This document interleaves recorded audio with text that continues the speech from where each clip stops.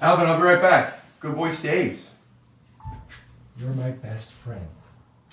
You're my best friend. Alvin, down. Good boy. I'll be right back. I love you so much.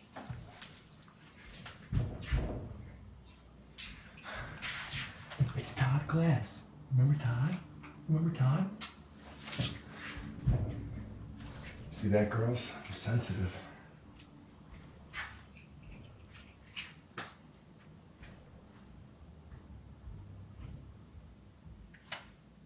I'll make sure you have a good home and that you're always taken care of.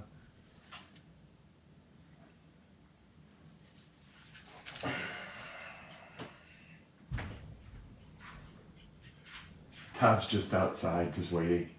And here I am.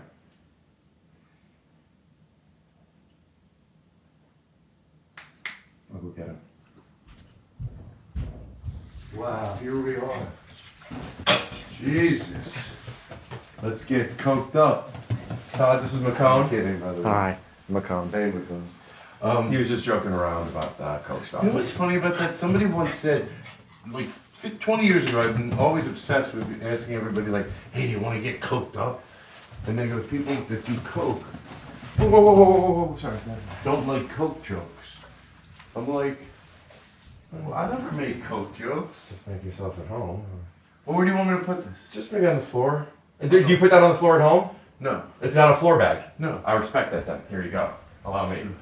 It's a bit of a messy place right now. See, you know what's so funny? There's a lot of people that have quirks, but they don't pass them on to other people. Like, I sort of respect anybody's stuff because then they respect yours.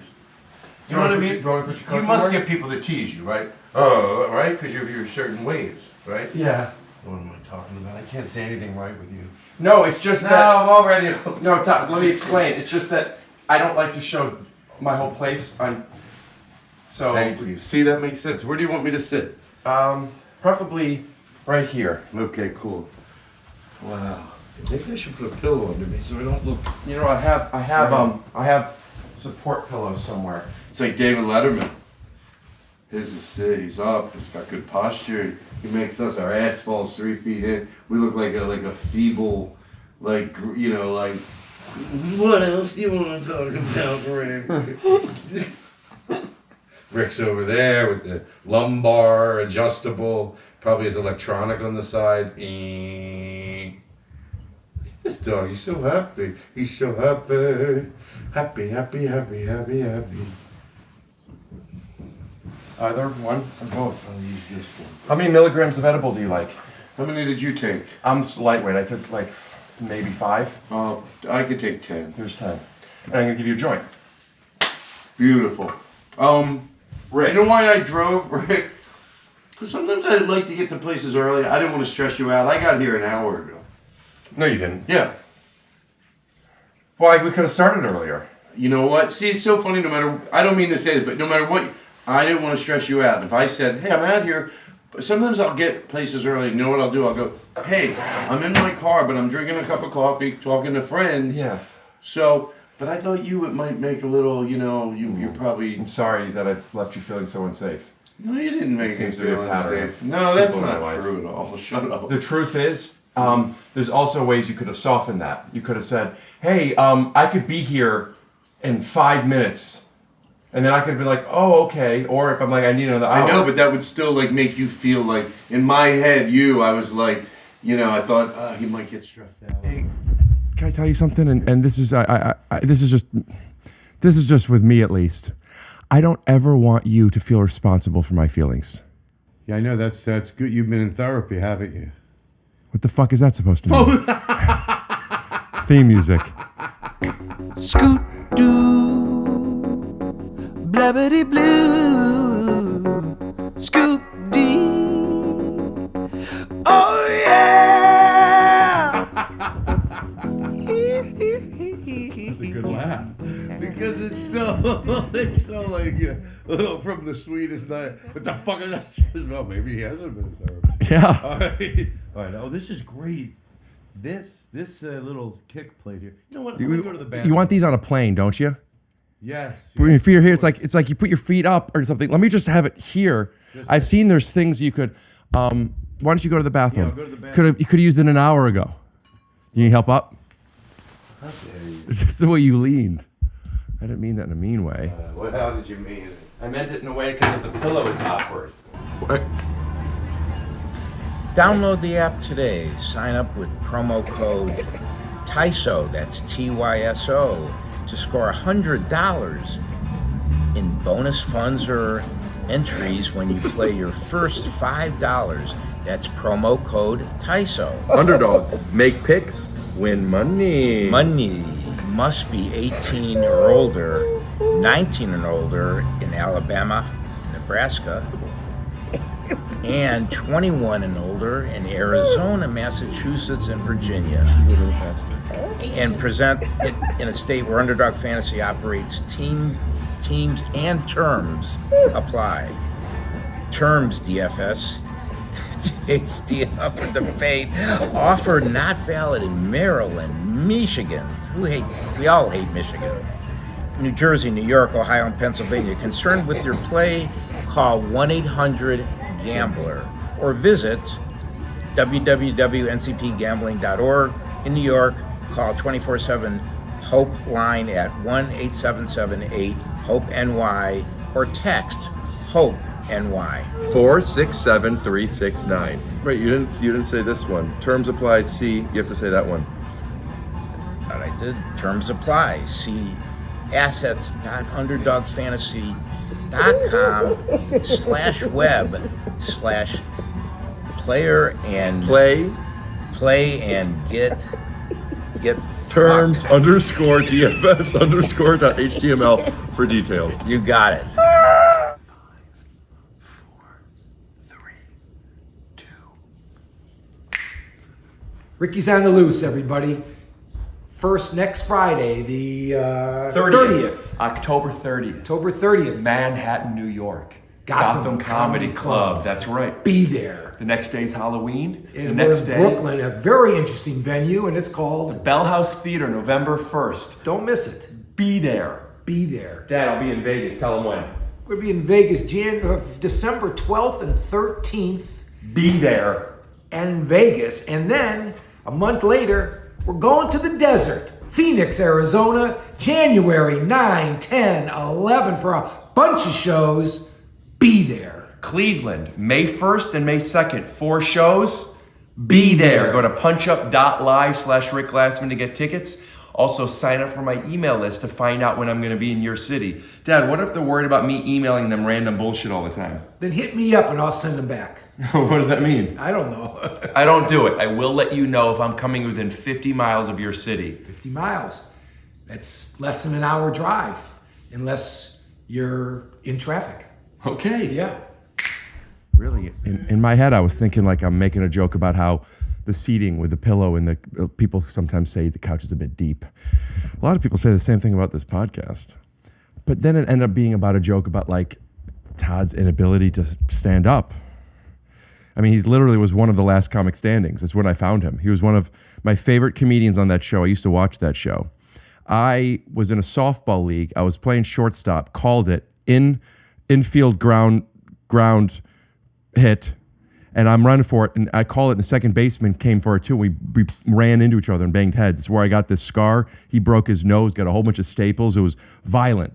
And I was at the hospital, and I had just started doing stand-up, and the doctor asked how I'm doing. I go, I guess I'm not the last comic standing. Anyway, perfect timing. That's what makes a good comedian, at least. Timing. Timing. Are we? Hold on.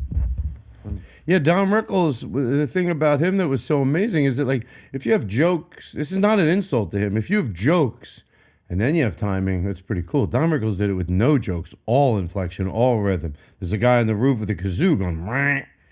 You know, my wife, she just sits home. Whoa, whoa, whoa. Maybe it wasn't that funny. That's good he's dead. We didn't need him. He's a really nice guy. Just keep the camera on him sometimes. He finds some funny.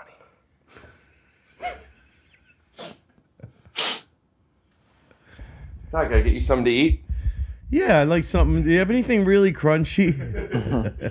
I love a nice, crunchy. You know, Rick, You could say it. Sometimes I feel like Chicken tonight. there's somebody in my life that I love so much, but they eat with their.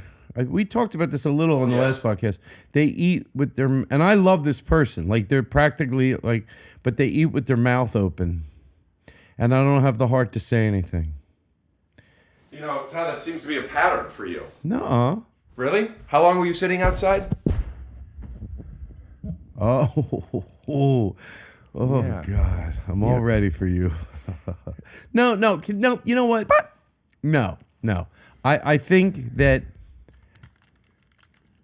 You know, you could dig into anything, and can I put my headsets? Do I have? Yeah, headsets? they must have fallen. See 'em? Sometimes you can dig into something that might Reach for the wallet moment by me. what? I got up like, do you want me to get the headphones? But I let you do it. Oh yeah. Sometimes you could. I don't think it's ironclad. I think there are situations where people. I remember my friend who was a therapist said when you break up with someone, yes, you have to be kind and you're dealing with another human being, but you're not responsible to nurture them. You didn't, especially you didn't do anything wrong. So I think in the area that's what you're talking about. But like no, I think it was. Sometimes people can get a little stressed out. You say you're parked outside. It could make someone uncomfortable. Oh, shit, should I tell them to come in? I feel bad. I'm not ready. Yeah. So I just figured, you're very like me. You're a precise person. And I thought, you know what? I'm just going to 10 of. I'll say, hey, I'm here. And the thing is, I'm not bored. I really do enjoy being in my car. I'm serious. I live in it. No, I enjoy the solemn in it. There's a place for everything. And Is that the little creature from Lord of the Rings? What? Solemn? I don't know the Lord of the Rings. I mean, of course I know the movie, but I don't know anything. I don't know any movie, anything. Oh, this is going to be a long one. Oh, no. I was just talking about if I pulled my pants down. Todd? You know what I thought of?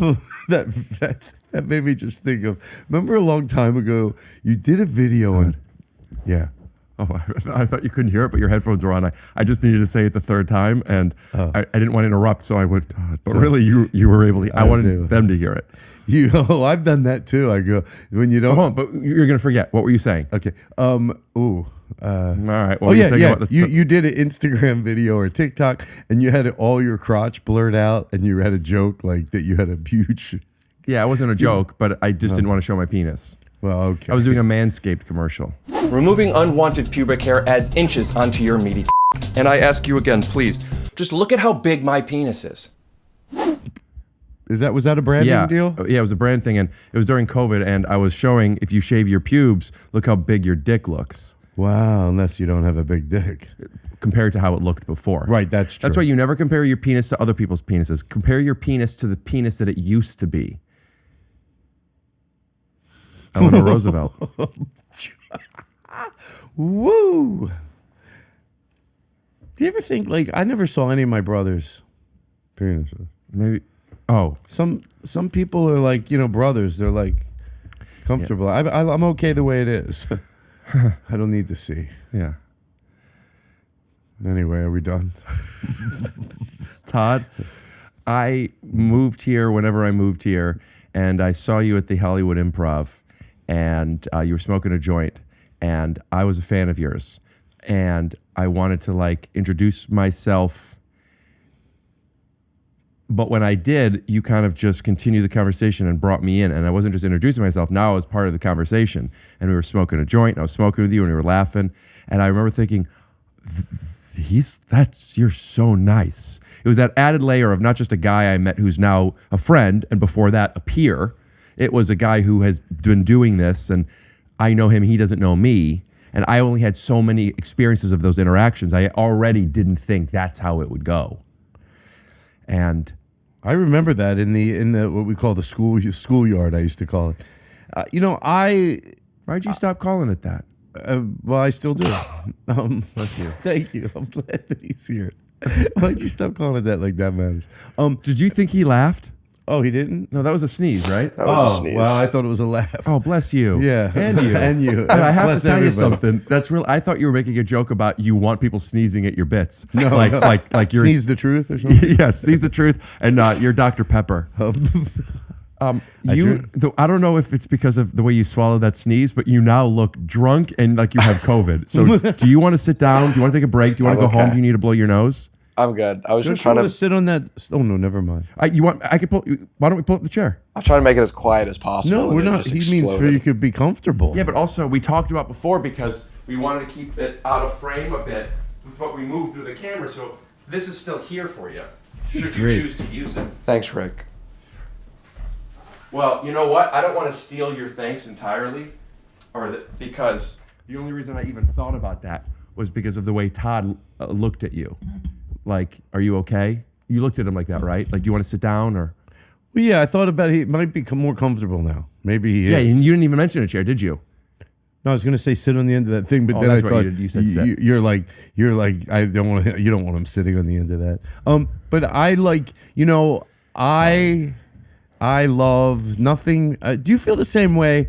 I hate saying, oh, it sounds cliche. I wish I could find a better way to say that. But I do want to say something like this might seem oversaid, or I might sound overly dramatic. But I feel like meeting comedians saved my life in a way. Like I like comedians. Nothing makes me happier than hanging out with comedians. What about sitting in your car? The solemn of that. They're not. They're two things can be true. Two things can be true. I like meeting comics too. Do you? Yeah. You like comedians? I like funny people. Yeah. Yeah, I like funny people. I like people that I could play with. Yeah, you don't have to stop playing. And comedians typically do that pretty well. Like I like playing basketball. It's cool playing basketball with like really great people who are like better than me, and like I really like them, But like whatever, if there's a pickup game. If nobody's like playing violent, let's play around. That's cool. That's how it's like with comics. Right.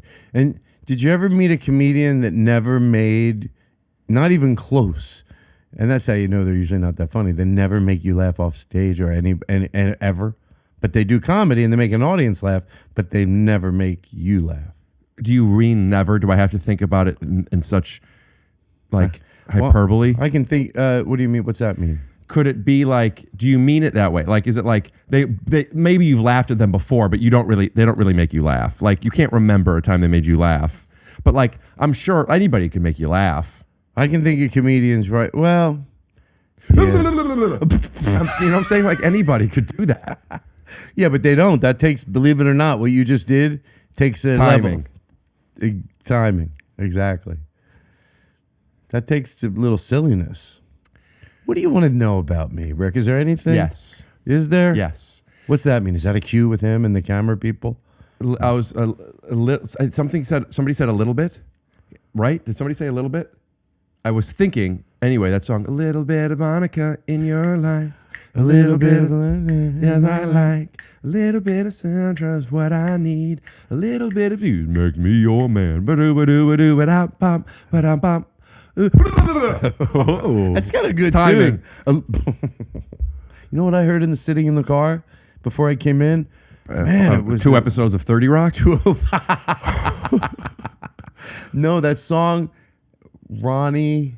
Oh, I'm gonna forget his last. Ronnie Millsap, and it doesn't matter who the singers, but it's called "Once in Every Life." I wish you could play it now, like 20 seconds of it. Will you just sing it? Once in every life. It's about you meet somebody. It's almost like a song, and too sad to write. And it's so it doesn't have to be about a romantic relationship. I was thinking of a friend. Like, wow, just it hit me in the car. I listened to it like 3 times in a row. It was just like, it was really a really beautiful song. What's the name of the song? Once in Every Life. I'm sorry, I forget their name. Oh, I only have one. It's Alvin. Alvin. How could I forget you, Alvin? I just love a dog that loves everybody. I do want another dog though for him, but traveling would be so much. It's a lot of work. Once in every life, love should leave you without a choice. No, that's I don't. Let me hear it. Once in every life. It's just the lyrics. No, well, can't you play the song? Well, it would get, we'd be taken down. What? No, it wouldn't. Yeah, that's Not for like if you're using it for conversational purposes. I'm positive. I mean, I deal with this all the time. Did you ever see the Letterman where they want to do a I forget what song, but half of the show was him.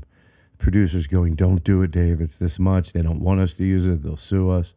It was like so great. Well, I'm curious about these lyrics, but I'll try the other lyrics of Once in every life. Hey, can I ask you a question? That way I could relax. Can I take my pants off? Yes, you may. Tell me when I can ask. Right now. There's only two things I need to mention, but you tell me when, or you might even just do it in post. You wanted to promote your New York show? Yeah. We were going to do that early on, but why don't you do it again right now? What do you or mean? we won't do it early on, and this will be it. Where's the best place to put it? That's Put all it I now, care and then about. and if there's a better place, we'll figure it out and we'll add it again. You're a nice man. You're a nice man. That's so nice of you. You put the poster up while we're talking. Yeah, JonMichael did. We do that for all the guests. That. Look Yeah. at the bottom, some pretty nice names there presenting me. Thank you for leaving the poster up long too. A lot of times people go, "Oh, Ted, you can't even." People are like, Yeah. You left it up long." All right, Yeah, dude, we're gonna that keep it mouth- up for another. Maybe we're gonna keep it up for like the rest of you talking about this. Well, I don't know if you should do. We'll I put it don't down care. now, and we'll push in, and we'll add some silly music. Go. Oh, thank you very I'm much. Todd Glass. I'm Todd Glass, everybody, and I'm gonna be. Oh, to the camera. I'm All gonna. right, we got it. Oh, okay. Once in every life, someone comes along, and you come to me. It was almost like a song. So, once in every life, we'll say that is every now and then at most. A person comes into your life, and it's like a song. Now, what I'm taking from this is there's an arc, there's some patterns, the chorus, there's a bridge that you make out under. What? Where are your shows? Okay, so I'm going to New York on November 7th through the 16th, part of the New York Comedy Festival. Going to Second City in Brooklyn, taking over the room. It's going to be like a dark, swanky jazz club. Got a 7-piece band. The guts of it are stand-up comedy show. I've seen clips of that. It seems freaking fantastic. Thank you. That's Absolutely. the nicest thing you ever said, and it is. I put a lot of work into this thing, and it's you know what? It's something to see. It's like 70% stand up, 30% bits with the band, and it just flows beautifully. The stand up to a bit with the band, and it's my. I've seen some clips. Honest to goodness, I think it's so good. It seems like it's a show that when it's in town, if you ever let me know, I would want to come to it. Well, thank you. I appreciate that.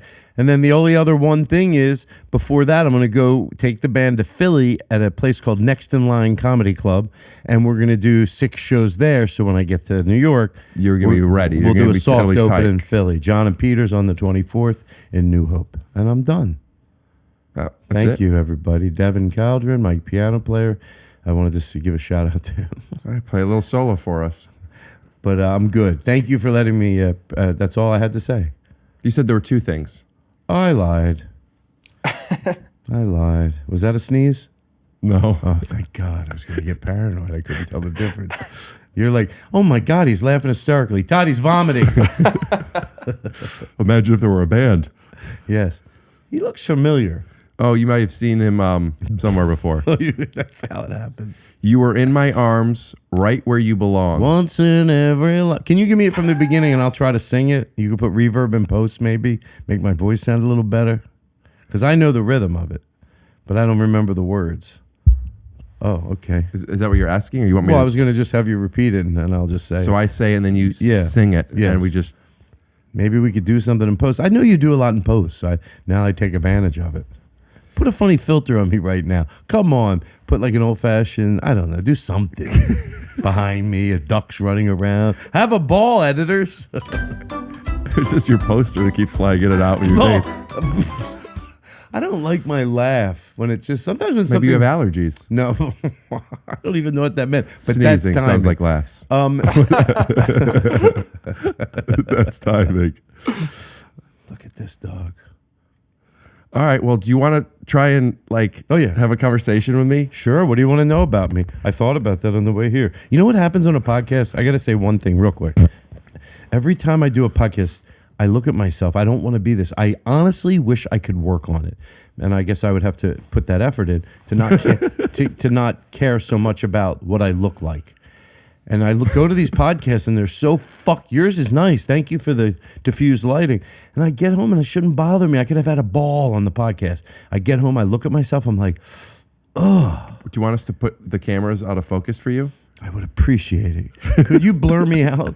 Anyway, no, I'm happy to be here. Make him unblurred again. Thank you. Blur him. Blur him. Blur him. All right, unblurred. Who edits? Never mind. You could say it. Who edits this? Oh, I thought you were going to say something different. I think I'm going to get hot if I swear. JonMichael. JonMichael? Yeah. It's a great name. Yeah. It's only one name, believe it or not. Well. No space. Oh, really? What's the story behind that? I think that's just a name that is also two names. Kind of like Raphael. No, like ginger ale. Right. You could have ginger ale. Exactly. Go. Now that is what I thought you were going to say before, Oh, which is his racist impression of an Asian person. Doing it again. You know.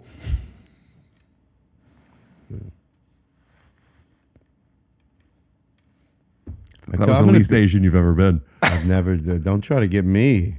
Don't get me started. I'll tell you, every time I get him started, I want to get him started again 30 minutes later. MSG. Thank you. You know, with that act, I feel like you could play at MSG. No. The opposite. GSM? Madison Square Garden. No, my brother asked me like in the perfect scenario, Newark goes well, and then somebody wants to. Correct. I'm so sorry, but I know you're an only child, so you're just talking about a black friend of yours? I know. Is that really how you say that? I've never heard you say it like that. Sometimes I do. That's a really funny way of saying that. I didn't say it. What do you think I said? My brother. Maybe you're right. You might be right.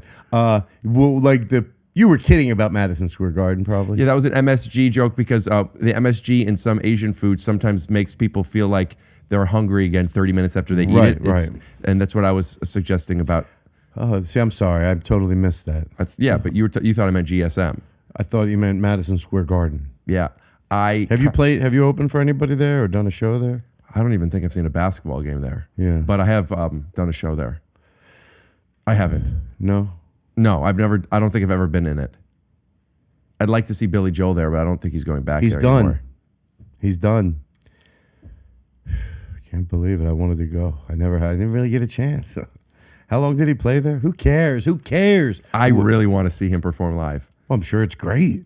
Some folks like to get away for the holiday in the neighborhood. You should put some reverb in that in post. I'm telling you. Hop a flight to Miami Beach or to Hollywood. You got a nice voice. Do you know the rest? No. I mean, I know the song, but I don't know the words to it. I guess. Do you know this song? You ever hear it? I'm doing my shopping. I'm feeling fine, but there's just some things I can't find. I can touch them, I can see them. Is this a store or a museum? I need some shampoo. My hair's a mess. Everything is locked up at CVS. I don't remember that. No. Yeah, it was a big hit. I thought it was something else. It was a big hit in the 70s. Let me hear it again. I'm doing my shopping. I'm feeling fine. But there's just some things I can't find. I can touch them. I can see them. Is this a store or a museum? I need some shampoo. My hair's a mess. Everything's locked up at CVS. That's your song I wrote. So I wanted to ask you about, because I was... Do you want to buy it? Go ahead. What do you want to ask me? I'm an open book. You don't want to know anything about me. Yeah. When I brought up about how nice you are. Well, I appreciated that, but I didn't want to push it. You were so nice too. I remember, Rick. That was the old something Rick. About it. What do you mean? That was it. Well, you were like, Todd, you're one of the reasons I got to know you weren't. Why'd I have to? That was like when we did our live show. Exactly. Which, by the way, you could see for free if you're on Patreon. I want to thank you for in the middle. I'm going to New York to do a show. I don't have to talk about it. I want to thank you for running this 45-second ad in the middle of this show when people see it later on YouTube. I appreciate it. Thank you very much. Absolutely. Why don't you do the ad now? This will be the ad in next week's show. No. It's better the one I have pre-recorded. Oh, you already made one? I already made one, and Did you make it for other people, or is it custom for my podcast? I'll make it custom for the podcast. So, which means you didn't already make it. Yeah, but listen, I don't know. Thank you for letting Hey, me run everybody! the ad. Todd Glass is going to be in New York City. When are you going to be there? Just run the ad. Thank you. No, this is the ad. No, come on. You dropping shit. I've seen your podcast. I watch it. You edit shit in. If you literally ran my minute ad, people would fucking like it. 45 seconds. How long is it? 45 seconds. Fine. And if it's any longer, we're cutting off. This is going to be the first 45 seconds. All right, the truth is, it's a minute. I can't. This is brought to you by Underdog. There is nothing better than fantasy football. Yours truly, Uncle Bob, was one of the first fantasy football players in the country. 1987, a suburb of Philadelphia called Walla Kinwood, which still exists today. The league was the BCFL. We chose the name of our team to be Leroy Kelly, who's just a football player. We got through the ad. And the whole point being is that we love fantasy football. Underdog allows you to take fantasy and add a little bit more spice to it by using Underdog. Go Browns. And you better believe it. And that's what you have to say about Underdog. You don't have anything more? You were looking over this thing for a day and a half. You said you have it memorized.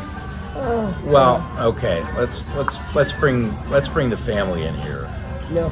I was introduced to gaming. Oh, gaming is not good. I was okay. Wait, are you not allowed to say gaming? I think you can say gaming.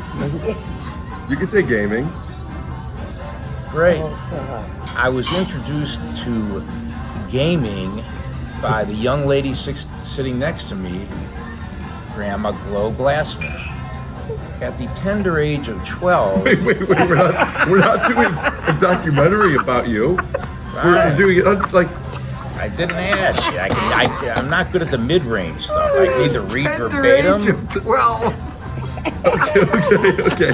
Well, if you get your picks right, you could win up to 5,000 times your cash. Did you know that?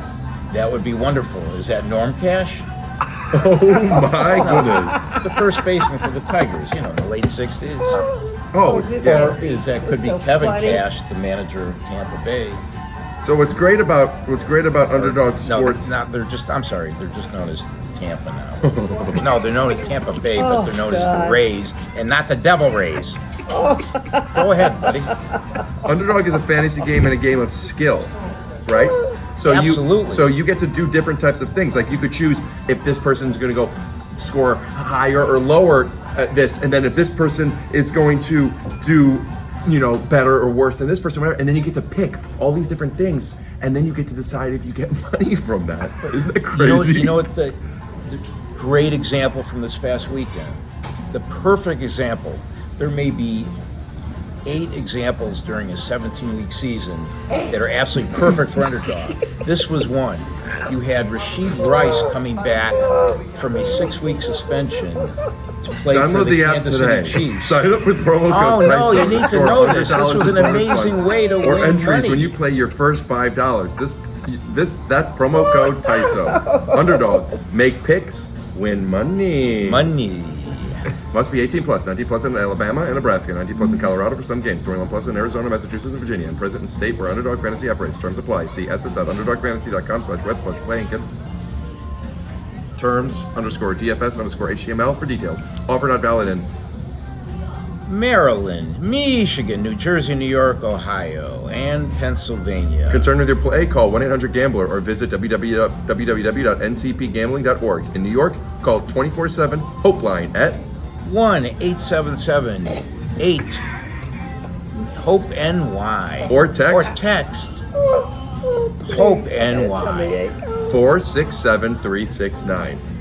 And what's your big pick for next weekend's big I World don't Series? know yet. Okay. Okay, World Series. I really like Ernie Clement in the upcoming World Series starting Friday. Grandma, what's your pick for the Browns next week? They play the New England Patriots, but I'm picking my Brownies. And Flash Garrett is going to blast Derek. He's going to pick May. He's going to kill May. No, I do remember that. I thought you were funny. That's why. I like when new, younger, funny people, it goes both ways. New, young. God, you know what? I said this last time. How do you do that so quick? HYDDDTT. Oh! TQ. Jesus. Can I? OJ. Well, that I could. WTICD. HHHHHHHHHH. Is that you? That's ITYT. P. HHHH. I love drinking and drinking fruities, and you're having coffees in the neighbor when you're goofy. You want the hi-hats, you go the big bats, you get the pushing when you come in and you get that natural ride when you rock and you roll and you going in the game in the neighborhood. When you want to go to CVS. Nikki's Kids. Wow, that's good too. That's all I wanted to say. Oh, I like when new. I thought you were funny. And that's why I like when if new younger people think you're funny, it means, it's like you hope they do. Because I remember when I was 16, and then I would see other comedians. Some were 60. I thought they were still funny. Others I was That's like, probably, it was 13 years ago, probably. Yeah, exactly. 16 years old when I met you. Just a young kid. I still feel like a young kid. Yeah, me too. You're not. What do you? What? What? Well, it seems like if I chew with it and I go, yeah, I think you. Well, What? I should write down. Like if I could. What just happened? Okay, I want to be. Thank you. Okay, so sometimes I think I know what you're gonna say after I Each say other sentences. What? Oh. That other thing, you don't understand. There's so many things happening right now. I want to stop and go. At least I'll tell you what just happened. So sometimes I think I can guess what you're going to say after I say it. So I'll go, I know if I say this, and you'll go, oh, why don't you give me the opportunity to react? You're never going to do it once I guess. Has this happened before? Or are you just saying you think well, whenever I say it, you go, no, I wasn't going to do that. So I thought if I could write it down without you noticing it, then just do it. And then when you say it, I'll go, ha-ha. I knew you were going to say that. I kind of understand what you're talking about. Do you? I can't remember. Do you understand? I can't picture. I would love an example. Oh, it's not worth it. I knew you were going to say that as soon as you brought it up. And then you hold up. You said, I knew that you knew you were going to say that. I was like, no, I wasn't going to say that. I was going to say something else. What are you talking about? Okay. Abu Badaba. Okay, I thought that when you said, you always feel like a kid, I was going to react earnestly because I have thoughts on that. That would have been great. But I then didn't know I you do thought impressions. if I did it, you didn't. What did you just say? See? What has just happened that I missed? I'm paying attention. McConnell, would you like to tell him? Was it an Ernest reference? Yeah. Yeah. See, I might miss it because I don't. Who is? What did you say? Who is it? I mean, I'm going to repeat. I'm going to explain it to you. But I want to make sure that I say, when I explain this, I'm not explaining it because it's like, oh, this was so good. You should have heard this. I know. It was a throwaway nothing. Yes. But I looked at him. He looked at me. I was like, huh? Camera stayed on you. He didn't even flash around. They didn't even have to know. Wow. But it was because you said, could you be earnest? And I was thinking, I'd love to see some impressions as if you were going to be scared straight or something. Right. Which, no offense, be scared and gay, whatever you want to be. Believe me, you don't have to apologize to me. So that's what I thought. So I will be earnest. Go back Finish to him. each other's sandwiches. Now he's earnest because of AI. Now he's back to Todd. I feel the same. The only thing I had to do to keep me, because I always said, I still feel pretty much the same. Like I'll go like this, when I was 20. You're saying with your hands, my body, everything. 20 years old. You're feeling the outside of it. Yeah, you're strong. You're you're everything's the same. You feel exactly like when I was 20 years old. Now, granted, I know this sounds weird, but I don't have kids, and sometimes they can, you love them, but they can wear you down. So that might have something to do with it. How do you know? Because I have friends that have kids, and they, look at what people look like after they have kids. Hold on. It's like I have sex, and then it says 9 months later, and it just crossfades into Todd. It's like, I got a kid now. I'm not saying I look great, but I'm 73. No, you're not. Aren't no. you 52? No, please. So 51? what I was saying is that the only thing I had to do to keep that up, about 5 years ago, I started stretching, like professional stretcher. He's a trainer, but all he does with me is stretch me, because I'll do all the other stuff myself. I work out, I go to the gym, but I won't stretch. Once a week, I'll tell you what, boy, did it change my life. I mean, amazing. And you know what? He says, do this during the week. I even tell him now. I go, Moses, this stretching is so good. I said, like, I'm a little kid still. I go, I don't do any of the homework you give me. And I feel amazing. Just once a week.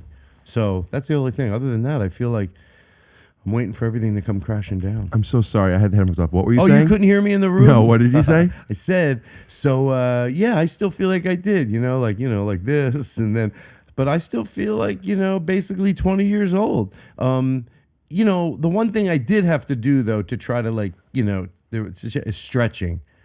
I started stretching about 5 years ago, and I told the guy who he's a trainer, but he just stretches me, because I'll do all the other stuff myself, like go to the gym 7 days a week.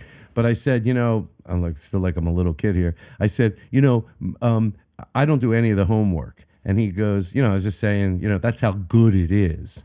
Once a week. Oh, I thought that's what you said. Yeah, See? thank you. How'd I do it then? Boy, I was really trying. What'd you give me? What grade? Oh, that's what you That thought. was because you said you were going to write down everything that you thought I was going to say. And If you did that, I would shit all over your sofa. Well, I would ask you to clean it up immediately. I would ask you to stand up so we could show it, and I would have to convince people that it was not fake. I used to have a clean, because I just said, what? Nothing, sorry. What's going on? Nothing. You don't mind if I light that joint? No, do it. Didn't you already smoke it? No. Really? Yeah. Oh, I thought you smoked it before. I had an edible. I know, but I thought I was giving you that so you could get high quicker. Oh, I want to. You're not even high yet? Oh, yeah, I feel great. I wasn't talking to you. I was saying to my buddy. Oh. He's a kind of this white big he bear. over there? He's a Yeti. Do your parents listen to every show? Everything. Do they really? Not a chance. Oh. But I think they watched some of the clips. Nice. Smoke that J. Cool. Can I ask you a question? And you might, if you can't, you can't. But if I say yes, now I have to answer 2 questions. Yes. Can you click the air on, or will that make too much noise? Are you hot? Teeny bit. I'll do it. But the noise, you can't. I'm not worried about record? the noise. It just gets a little cold, and McCone's in a t-shirt. How do you feel? You want me to get you a sweatshirt? I brought a sweatshirt. You want to actually just wear his, and then maybe it won't be so hot? I feel. Oh my God, I could take it off. No, but you know what? Put the camera on the floor for a sec. Don't listen to this. Maybe you want to leave it on. Maybe you want to leave it on for costuming. Well, it's funny. I thought about that, but meanwhile, I don't even have it shut. So maybe I should just take it off. But I think we could still turn the air on, if you don't mind. Put it back up. Not a problem. Turn the air on. And you know what I'm going to do? Wow. Whew. Stop being hot. Yeah, I'm not really hot, but yeah, I tend to, do, I keep it real cold. At the comedy club, I was like, sometimes I feel bad for people because I like it like the David Letterman studio supposedly was.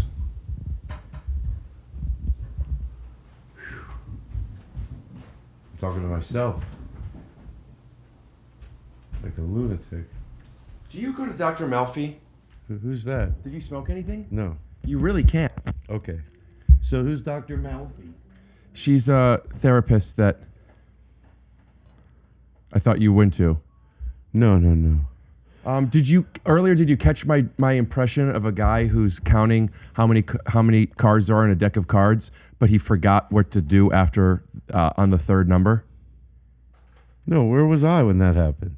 52? No, please. So 51? what I was saying is that... Hey, JonMichael, put up a picture of yourself if you want. Maybe you could meet some people. This is the attitude I'm talking about, the type of guy that goes to Dr. Melfi. Would you mind keeping the joint over the tray, over the plate? Yes. No, I know. Unless you consider yourself a very young toonch, would you please smoke away from the microphone? Oh, yes. What's a toonch? Yeah. It's a toonch. You know what? You have great. Todd has such great timing. He really knows how to let the beat build, bitch. I tried to hold it a laugh. Yeah, don't cover your mouth. Just cough and smoke it into the microphone. Oh, God. You're going to kill me. It's not like you got here an hour early. I'm trying to do everything. Hold on one second. That sucks. People. I go, the look you gave when I didn't know what it was, like. Yeah, but I was just making a joke. I know. Take it easy. Hey, listen. Hey. That's not fair. Because you go, I was doing a joke. I know. I was laughing at the joke, not laughing at a mannerism of yours. You did that on purpose. You went, go back and take a look at it. I don't think you know what it I've looks looked like. at it a million times, bro. JonMichael. I don't mean to. I know he's yours to call on. He's not mine. Well, that's what you He's told me. ours. He's Before working the with show, us. you said, I have a slave, and he edits for me. I swear to God. Jeez. I mean, a lot of Asian references. Why is that an Asian reference? I don't know. That's just what you're... Can I put this back down? Do you want to... So it's not a smoky? Yes. Thank you. Man, I miss smoking a joint. It hurts my throat. What are you drawing? What did you say? You said you miss smoking. It hurts your throat. Well, here we go. Are you getting a boner and you're embarrassed? Ew, yeah, spit all over it too now. What can I do? I'll buy you a new one. Hold on. Farting. Oh. There we go. No, I'm sitting up. You know what? Go play it back. If it looks like I was doing what you just said, I'll give you $100. Play it back. Seriously. Can you play it back?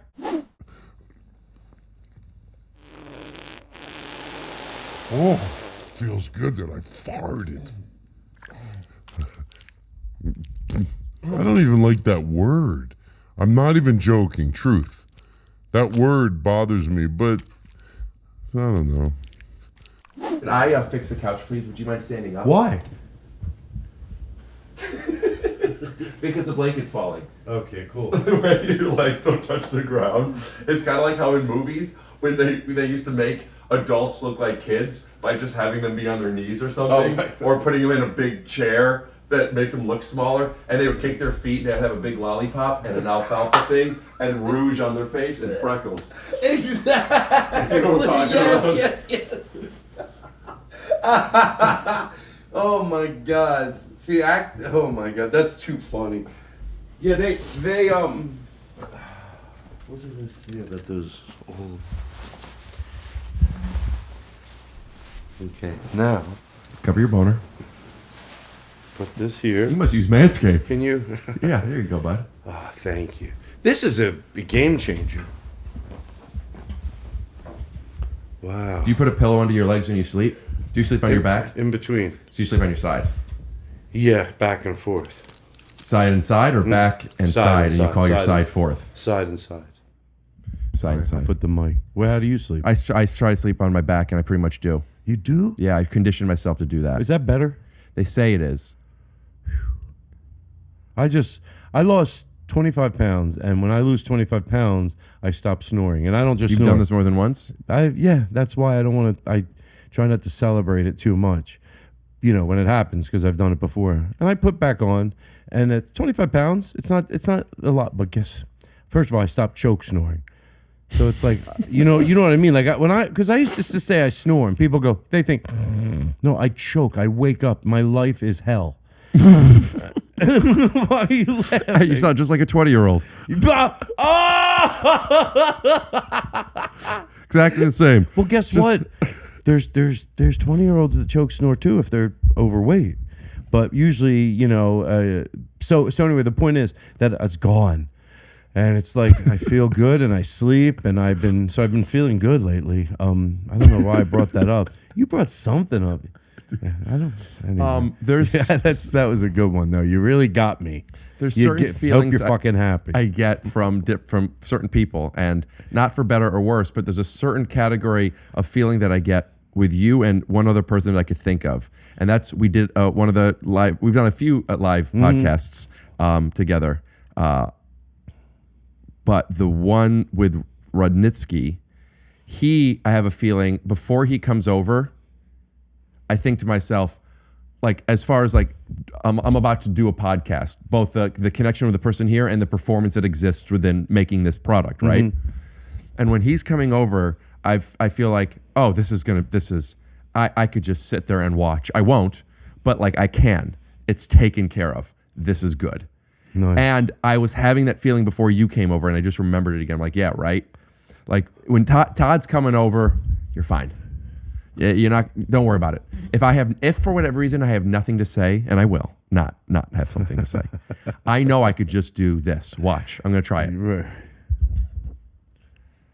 Well, if I was going to take this opportunity to say something, I wanted to say that I haven't.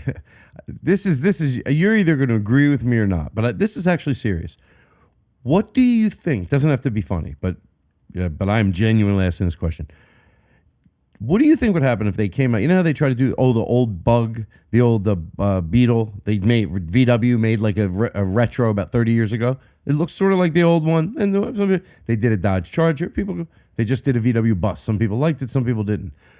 Am I crazy? But I want an honest answer from you. Don't try to you can be funny, but in there funny, I want you to give me an honest answer. If they just, let's take Ford, made a Mustang, and before we get caught up in, they should do 71 or 74, there'd be 15 that even if it wasn't the one you'd pick, that you'd buy. Why don't they just come out with the exact car, pick a year, and make a Mustang from 1969, boom, maybe you have to modify it a little for modern day, laws you have to follow. So how do you think that would do? Seriously. Are you saying that when they remake stuff, they don't pick a certain year? They pick like an amalgamation? No, they make a version of it. So this kind of looks like the 71 Bug, but you're saying, why not just make the 71 Bug? And your thought is the reason they're not doing that is because there might be people that don't want a 71 Bug. They want the 73. No, they'll buy the 71. I was just saying that because when I brought this up one other time, my brother goes, they should do this year, they should do that year. And I go, that doesn't even matter. Like, yeah, we'd all pick a different year, but whatever one they made. But you're saying that instead of the one that looks like it? Instead of the one, what they don't, I'm not saying they do a bad job. They want to make it look different. They do a version because they think, why not just, make the exact car from that year? I think that would be cool. Anyway, no one cares like me. When you compare yourself to other people, instead of comparing a penis to the penis that you used to have, you then start to become in a headspace of needing to control something that's uncontrollable. Yeah. Oh wow. I'd have nothing to do if I that. Mom ho is oh wow backwards. Wow. Upside down, that's mom. That's right. And I'm still impressed that you can. I'm not even kidding. Giving each thing a letter. How you do that so fast? Am I wrong? I've memorized all of them. No, you didn't. I just made up ones. IJMUO. Okay, how do you remember? You memorized everything, every word in every order that people are going to say? You have a lot of free time when nobody wants to play over. That's not true. Well, I mean, you spend an hour in your car. I won't even engage with that because there's no truth to it. You didn't spend an hour in your car. No, but it's not because I didn't want to engage with you. I just wanted to let you be at your best. I have a joke in my act. When people come up, you ever have people, I'm drawing from the act, but at least, you ever have people, I don't want them to go, the guy does his act. You ever have people come over your house? They're coming over for dinner and they show up an hour early. What can we do to help? You can fucking leave. There. That's funny. You know what's funny? I think it's in a Curb episode. Rick, you gotta understand here. Now, you get analytical. I'm going to get analytical. The potato salad in the office. You just didn't laugh at something that is funny because you know how it's in my act and I've done it so much and I know it gets a laugh.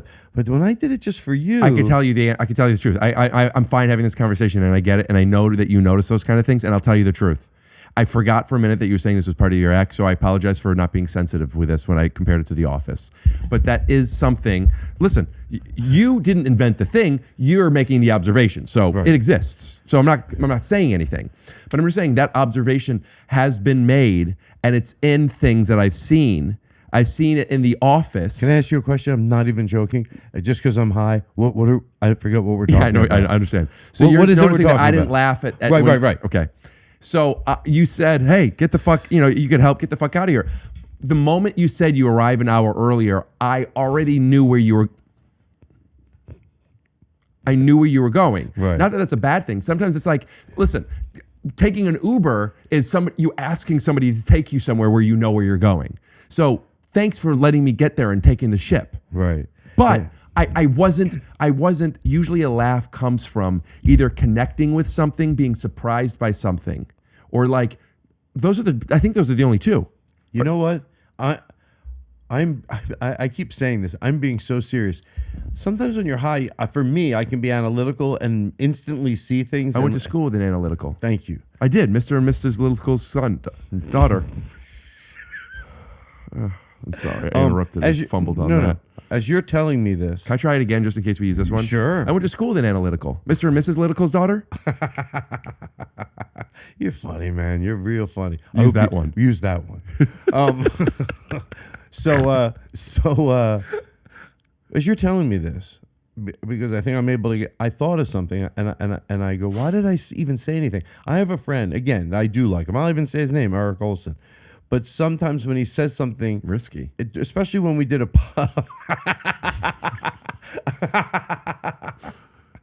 one of my eyes got stuck shut. Is that a bad sign? I keep thinking you're doing racist Asian shit. No.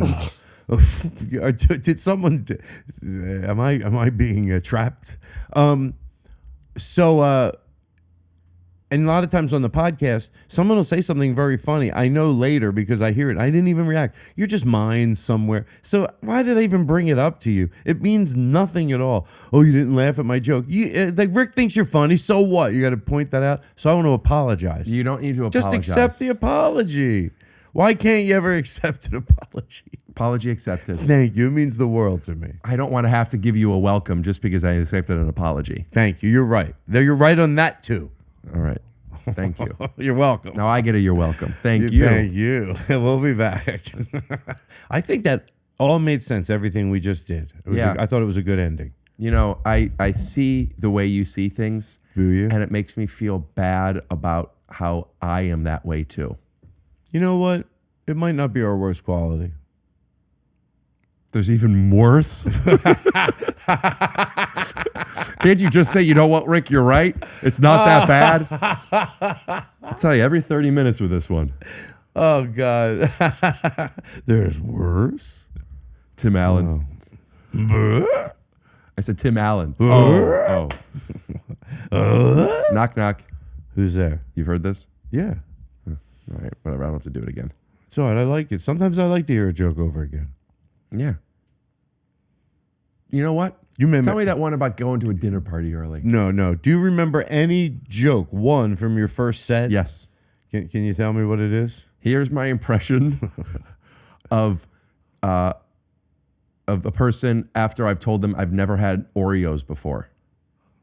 And then when you do an impression when you're first starting out, especially you do the impression in the long version, and then you do the short version in case they forgot because you said it too long. So you go like this.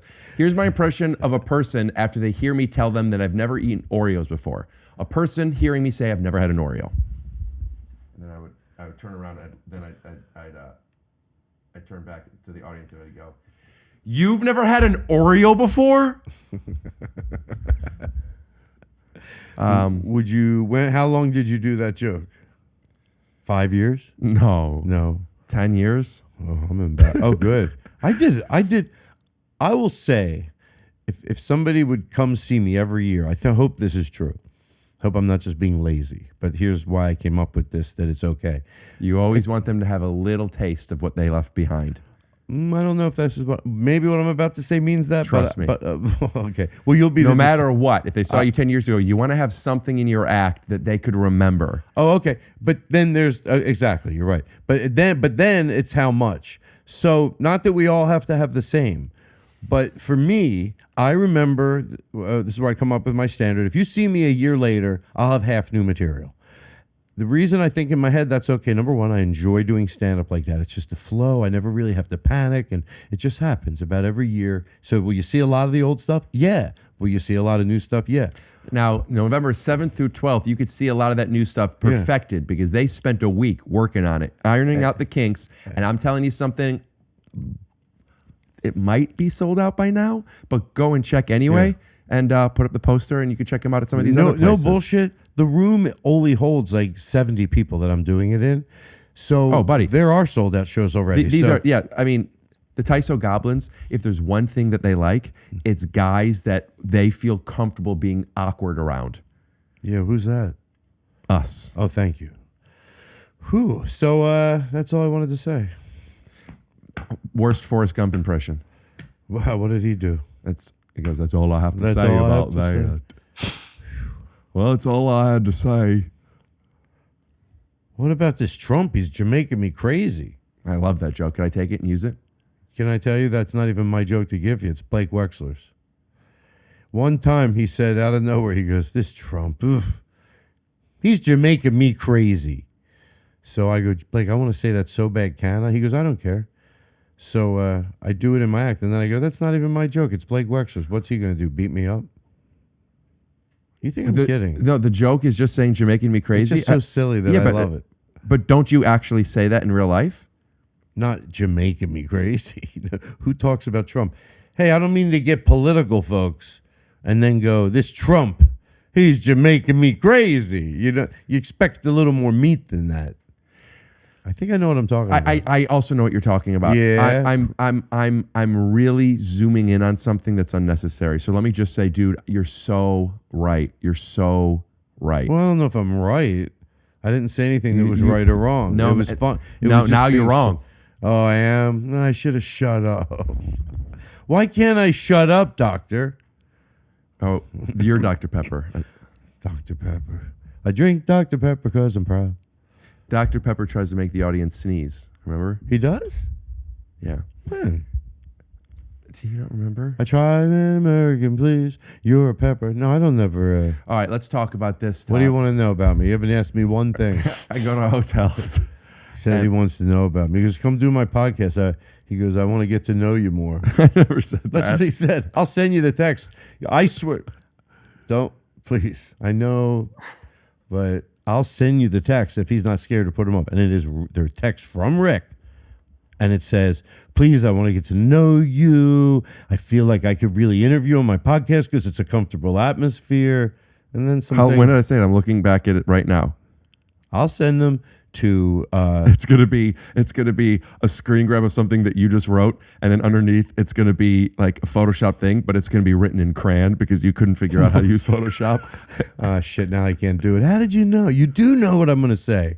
Shut the front door, shut the back door, shut the fucking front door. That was the first one you said. Mm-hmm. Well, what's that, an 80-inch? I mean, I know my TVs. Oh. Oh. I got my haircut today, and looks good. Thank you so much. And the person who's cutting my hair walked over, and my doggy was there, and she said, hey, big wiener. I don't know what that means. If maybe she thinks he's a wiener dog, but it wasn't sexual. And I said, did you see my dog's here too? And she laughed. But if she didn't laugh, you know what I would do? What? I would say, I was just joking. And by the way, not that it's okay that I was making a joke. I realized maybe I shouldn't have. And if I made you uncomfortable, I do apologize. And then she would be able to say, you know what? I wasn't sure if I liked that, but thanks for saying sorry. And then I know not to make those jokes anymore. But she goes, oh, I know that you're joking. I could tell you have a huge monster fucking cock. And then I would be like, oh, and then she would then be like, I'm so sorry. I don't know if I should have said that. And I could have said, no, I understand you're probably just joking. And she knows not to say that anymore. Or I could have been like, how do you know? Do you know or do you nose? And I'd pull my pants down and my big monster cock would hit her in the nose. Oh, she'd suck my cock. She'd cut my hair and she'd suck my cock. And then everyone in the place would be like, oh, Jesus Christ. I heard Rick was rich, but I didn't know he was such a good tipper. And I said, I do know her. Because a lot of times they hardly know her. But like, then don't sleep with her. Oh, whatever you're doing is great. I don't even know what it is. You know what I do? It's kind of a joke now that I do. When I do a show and they give you, they cash you out at the end, they go, and whenever they bring me the check, they always do it like this. And I don't know if you get this too, but I think because I sell so many tickets and there's so many bonuses, they hand me the check like they just lost at the casino. They go, And they hand it to me, and when they give it to me, I grab it, and some of them almost don't even let go for a second. And I go like this, and you know what I do? I open it up, I look at it, I check the deal. What are the expenses? How much are you giving me for travel? I look at it, and then I go like this. Will you do me a favor? And they're nervous now because they think they're going to go bankrupt because they don't realize how much they just made because it's accounts receivable. So I go like this. I go, could you do me a favor? They go, and I go like this, and I don't look at them. I hand it to them like this. I go, double it. Double it. Dude, can I film my special just in front of you? Oh, man, I would love it. Hey, you know what? Can I say something? I'm only saying this because... talk some more. I'd like to talk some more. This is interjecting, not interrupting. Play it. Interjecting, interrupting. There's a big difference. Interjecting has to be short, and you throw back to the person very quickly. Now you're lucky I forgot what it was. Oh, we have a song that goes, let me interject you, eject you. And then there's an explosion. And that was during the explosion. We come back and we have soot on our face like Daffy Duck when he gets shot in the face. Oh, you want me to act like I'm pushing it At this off? point, the soot has fallen off. Oh, okay. Which is what I say when I say to a girl right before I break up with her. That's right. Well, that's what I heard. At this point, the soot has fallen off. I remember what I was going to say. I want to talk. No. At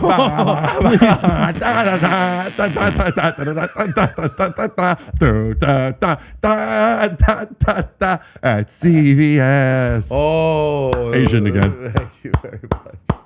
Thank you. I think this is a compliment. That's why there must be a reason I still remember it. It must be worth saying. Oh, are you okay? Wait, I think Rick just faked it. He hurt his tooth. Hold on. There's one thing. Oh, my God. Are you okay? I've seen you do this before.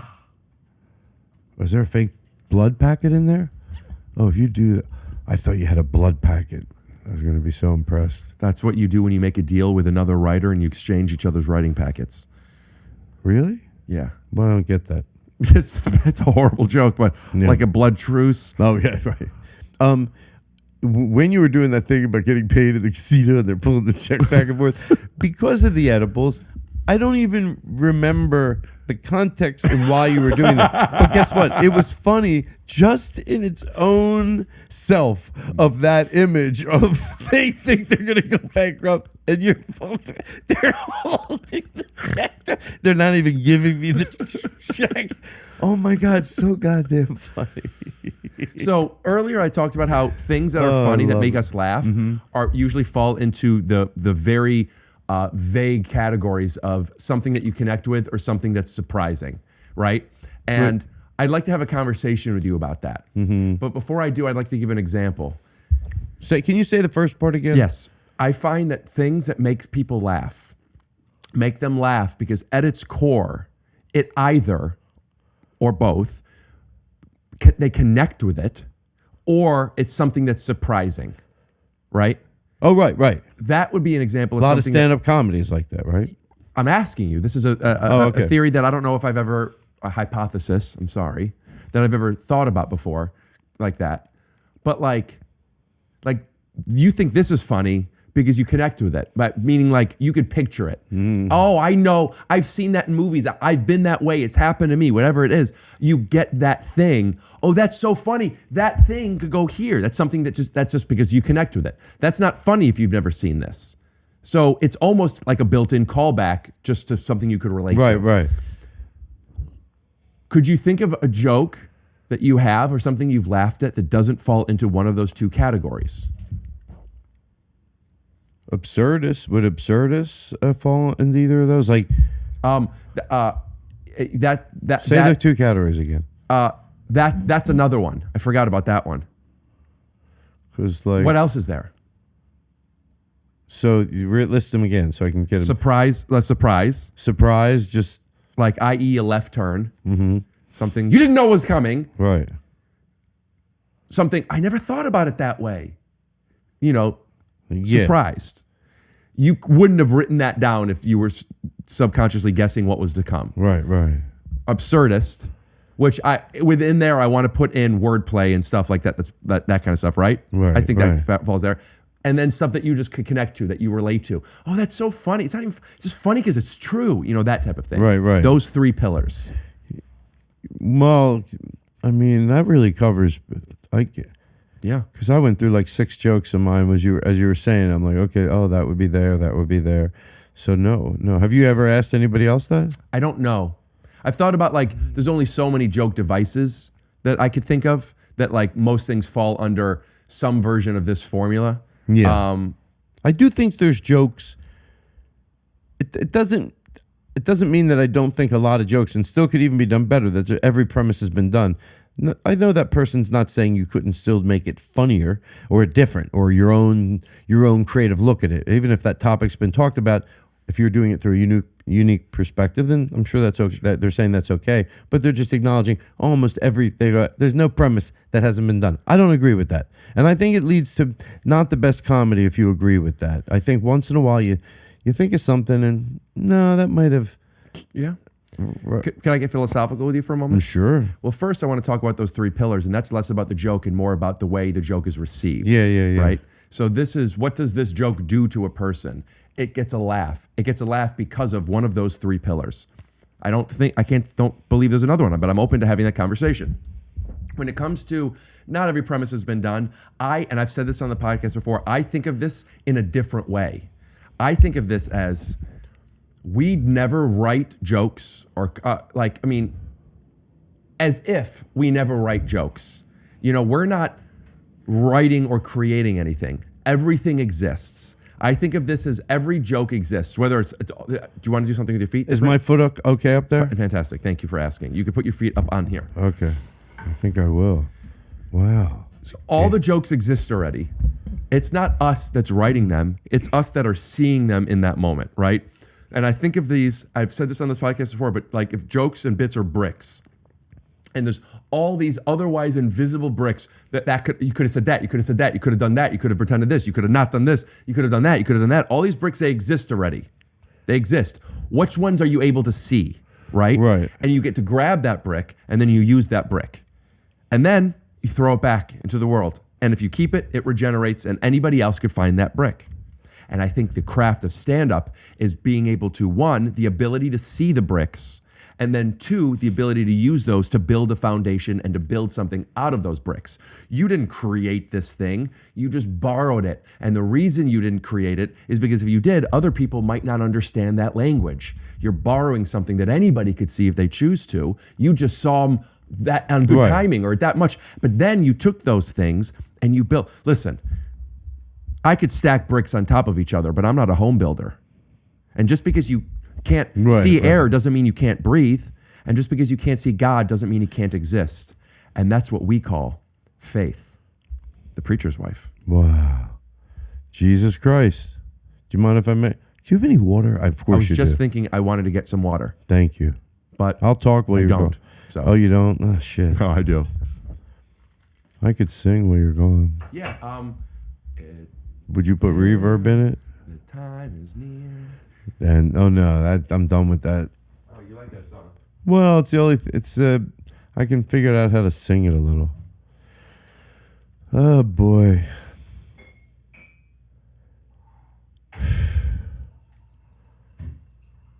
Oh Jesus! A lot of pressure on me to be funny. Do you really feel that way? No. Relaxed. I believe me, I do. I was saying that to the camera, like, well, you're going, like, not to you. Does that make sense? Yes. Hey!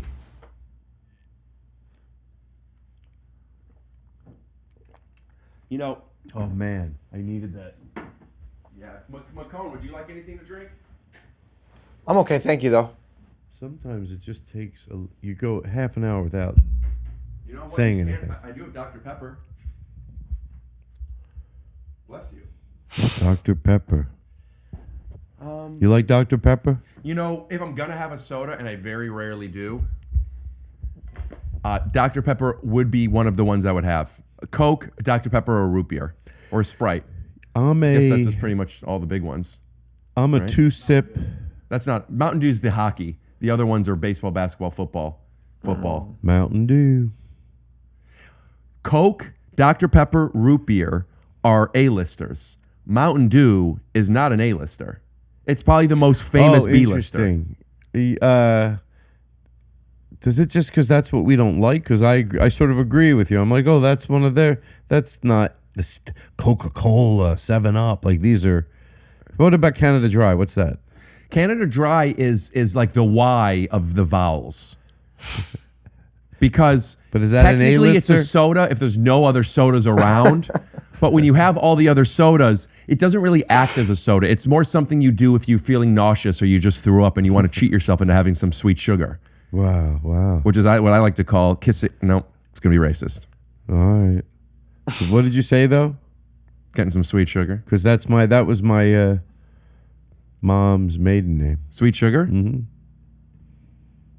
There was a guy in the audience. He said he was a teacher on Saturday night. I go, what's your name? I very rarely, I don't cause, I don't do really crowd work, but he said he was a teacher, and I said, what's your name? He goes, Mr. January. And I believed him. I'm like, shut the fuck up. That's a great name. Mr. January. Was he hot?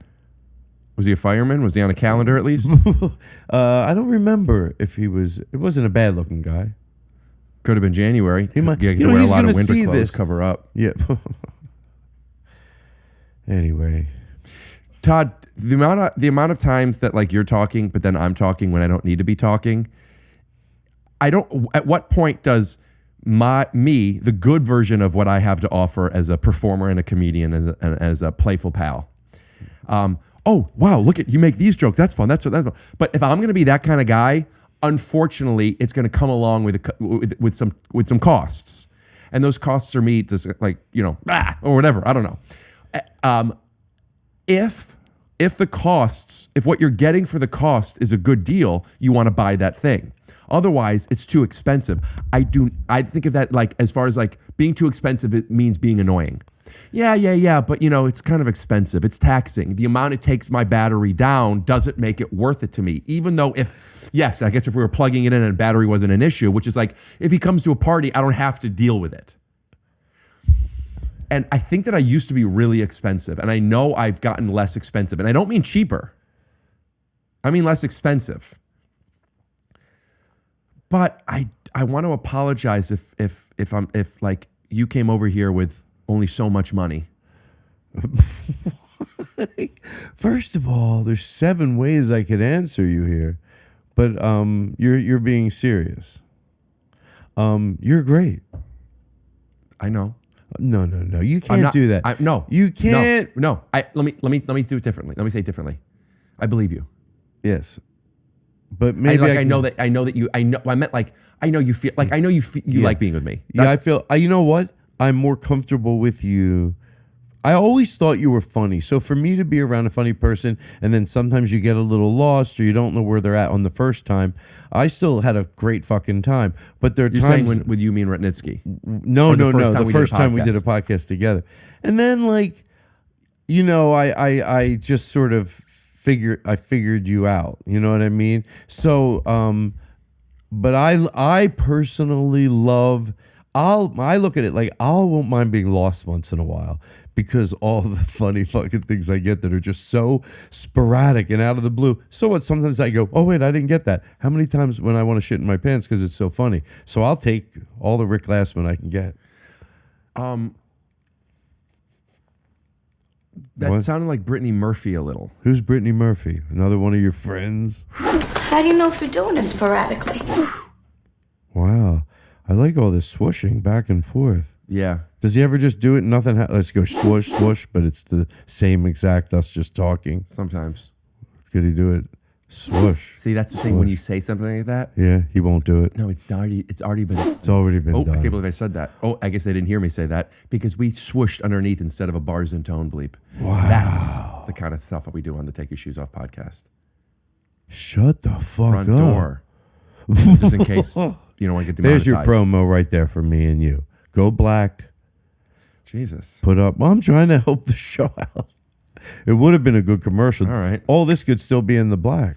I didn't mean black on your show. I mean black on an ad you're on. Don't make the animation. Oh, jeez. Oh, wait. Jesus, dude. Shit, I didn't spit. That's not nice. Oh. Did I? No, that was diarrhea. I might. So I'm thinking of something now. So McCone has been coming over and helping out with the pod. Yeah. Shout out to McCone, put his Instagram handle up here. And I thought about this the other day when I did an episode with Brent Morin and Adam Ray. We got pretty stoned and just, tricked people into thinking this is something they should watch. And I was having a perspective that I'm having again right now, thinking like, what if McCone wasn't the camera operator, but was actually my date that was here? Okay? And let's pretend that this isn't a podcast and we're hanging out and I'm like, hey, can a friend of mine come over for a little bit? Okay. And she goes, is it okay that I call you she? Then she goes, oh yeah, cool. Because she figured like we don't have to have sex. And if we do, we can have sex after you leave. Right. Or she could at least like, I could eat her out or something. Oh, you embarrass her? So she's here. Right. And she comes over and now this is how we're behaving.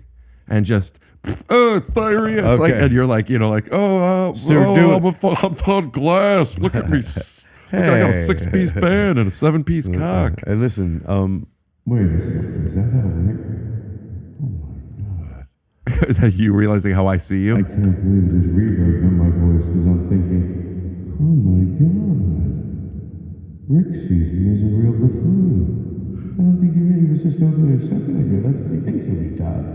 I'm Douglas, 7-piece band, 7-inch cock. Just say a 7-inch cock. Something like I that. said a 7-piece cock. Can I tell you something? There's no way your cock is more or like your cock has got to be within no more than a half an inch bigger and no more than 3 inches smaller Than you? than 7 inches. Well, that would be safe to say about anybody. Not me. I saw some pictures. Yeah, I sent you pictures of my cock. Right, I appreciate it. Just a text exchange, and it's just bloop, Yeah. and it's a text of a chicken. Yeah. Except for we didn't know how to do that in animation, so he just drew it with a crayon. How are we on time? I'm gonna have to head out. Cool. Thanks so much for your help. and Yes. Have a good time on Bad Friends. Yes, and I'll see you tomorrow, Thursday. Yeah. Bad Friends is Andrew Santino. Andrew and Bobby Flay. and Bobby. And You just got Bobby. shouted out on the last episode. I It hasn't did? come out yet. Came on, and he said you're his favorite to watch. Well, I appreciate Look that. Tell those guys I said hello. I if will. you remember. Thanks. Don't man. even. Don't say anything. I owe one of them money. Don't Later, say buddy. anything. You left Seriously. the memory card? Please. Hey, Thank you. you don't please. You get me in big trouble. Here we are. Hear that? Says you're his favorite to watch. Well, that's sweet. I need anything I can get. Already I have that on my resume. Already I have it in quotes. You know what I On have a on my poster. resume? I don't waste any time. Wait, he said what? I make the sound effect so you don't have to. Gulp, gulp, gulp. Because I know you wanted something there. What were you going to say? I was going to say that my resume and my headshot is up if you're at the Sherman's Deli in Palm Desert. Or I think it's Palm Desert or Palm Springs. I think it's Palm Springs. Is that a mailbag that comes in like part of a show? Like you have a sound effect and then the mailman comes like the old Mr. Rogers? Yeah. What was that sound? That just happened. When my door opens, the alarm lets me know. Well, he left 20 minutes ago. I mean, he left 3 minutes ago. Was he putting his shoes on maybe? Yeah, I think your sense of time is off. Is off. Yeah, It seems like he went down a while ago. I don't know because my time is off a little bit too. Okay. So, but with it being off, I'm still pretty confident. I'm no more than a half an inch more or 3 inches less Yes. than I would say 50 seconds. So could we actually feed once he actually leaves the room until the time that opens up? Let's see how much more or less it is in 15 seconds. As a matter of fact, people already know the answer because when he left, we already put a stop clock up. And once we heard the thing, the stop clock went away and people were like, why was that there? And then they're like, oh, that's why. Oh, I love it. This is like, I love being able to just play with edits, but I can't edit. So whenever I wanted to do them on my show, I knew it was somebody else that said, Todd, I don't need any more work. But they're so much fun to just. Because that's in something like that, you'll find out. And I am fucking curious. Like, I want to know, wait a second, because I would put money on. Now, not that much now because we've talked about it. Oh, God, what are the odds you're wrong? Because you know what that is. I thought it was at least 2 minutes. Okay. Maybe I'm wrong. I'm just saying my experience was like, no. I would take that back. Here's the deal. It could still be your doorbell. He could have putting his shoes on for 2 minutes. Of course, well, he was putting his shoes on. It's just, was he putting them on for 2 minutes or was he putting it on for 28 seconds? And I don't know if you have a camera down there or you could just get a close-up of it, but when I came in, I did see a shoe, even if they can get an image of it and show it later, of a shoe with, I mean, a shit ton of shoelaces. It was like a boondocker that went up to your, like right under your knee, and the whole fucking laced up the front. So maybe they were his. Are they yours? I don't. We'll have to see if they're not there anymore. I don't know. I can't picture what you're saying. I don't have boots like that. Oh, then they were his. Okay, then that explains what happened. Yeah, maybe it was 2 minutes. So I'm kidding, you know. About what? Oh, I'm sorry. That's what unfunny people say. Oh, that we could keep talking about. No, I'm kidding. I'm kidding. Rick knows you're kidding. That's what I didn't. I thought really you thought that there was a lot of laces. Oh no. Yeah, no, I get the joke now. So that's great. Oh wow. So basically, I think 50 seconds, you say 2 minutes. That's a 70-second difference, 35. So if it's a minute 25, it's break even. So basically, if it's less than a minute 25, you might be a redneck. And if it's more than a minute 25, I might be a redneck. Right. Unless you want to be a redneck. And then if it's more than a minute 25, you're a redneck. You know, you never know.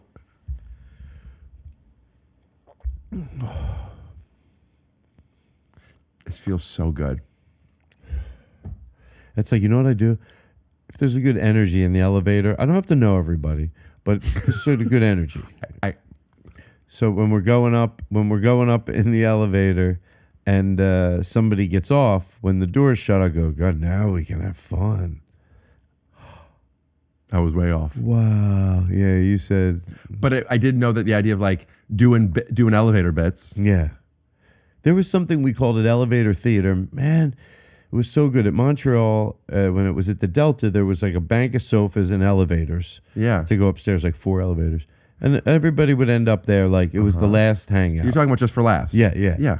It was great. And you're saying just you'd stay on the elevator and just talk to people? No, we would called it elevator theater, but James Domi was great at it. You eventually know when you press close on the elevator, you get good at it because you know it takes about a half a second. So before you're telling your joke, so you go into the elevator, you tell something, da da da da da da da da da, and then the door shuts, and everybody applauds, and it's just elevator. And one time, like James Adomian, we forgot about it. He did it. He made us laugh. He came down. The doors open up. He's doing Eddie Pepitone. Then the doors shut. It's very funny. And then for 20 minutes, he came back down and he did it again. The elevator door opened up, and there he was doing it. And then he'd go, and then he'd come back down and he'd do another bit, and then he'd do like this. No, he just did it one more time. But I asked him later, I said, what were you in your room and you thought maybe they're still down there? He goes, yeah, and I thought it would be funny. He got back up, got dressed. I said, oh, man, elevator theater, fun. That's great. Yeah, good times. The idea of getting excited about making somebody else laugh is like the idea of giving somebody money or a gift, like, or a tip, because it makes you feel good. And that philosophical question of, is it selfish to help somebody in need because it makes you feel good? And that's just how if you define selfishness, and it's not binary, it's both. We do things that we're motivated to do for a reason internally, and it's for somebody else. If I help you move, and the reason I'm doing that is because it really feels good to help other people. Well, you're only doing that so you feel good? Leave me alone. No. Right. But yes, I feel good. And if I didn't, I don't know if I would have done that. Well, I think. Well, let me finish. Yes. Dana Carvey is Ross Perot. I think that when you feel that way about like wanting to make somebody else laugh, it's kind of like that, where it's like you want. I know I'm going to make them laugh. You want to give them that. It's going to make them feel good, and because they feel good, you feel a sense of value. And then you want to do it because it'll make you feel good to make them laugh. And that exchange is symbiotic. You know what I'm saying? They feed each other. They feed each other. It's a tree and it's a Homo sapien fucking and breathing all over each other and just recycling and taking in and giving out. And that is the beauty of life. Finding things that sustain themselves because there's mutual value. And sometimes you could look at that as transactional and not worthy. Oh, you're only doing this because this person does this. And the truth is, if you don't make me laugh, if you don't teach me something, what value do you have outside of, well, I feel seen around this person, something that's internal? Like, what could they give you? What else could they give you? And I don't think there's anything you can give me other than that. But I might be forgetting about the absurdist. That would be the absurd. Yeah. But what could you give someone other than making them laugh, feel good, or teach them something? Okay, hold on. Making them laugh. Challenge them, teach them, be interesting. Make them have a breathe story. easier. Would that be under being around? But why would they be breathing easier around you? Well, I was going to say, like, sometimes, depending on what you tip, you might have made that person. It doesn't have to be hundreds and hundreds of dollars even. Wait, I think we're having two separate conversations. But on a good tip, I was going to say you make that person breathe easier. Like, so is that, wait, are we having two? We might. I'm sorry. But you could probably throw me back on track real quick. Yeah, sure. So I guess if we're talking about everybody, we're not talking about friendship stuff, that if you're talking about all those things, then I guess you could add in this is a little dark, but this is true too. Then there's other things like if you don't make me laugh, if you don't teach me something, if you don't feed me or support me financially, or if you don't make me come. Like some people will be in relationships just to have sex. Some people are in relationships just to get money. A lot of times those are symbiotic relationships where I'm only with him because he pays for stuff and I'm only with her because she fucks me, or the other way around.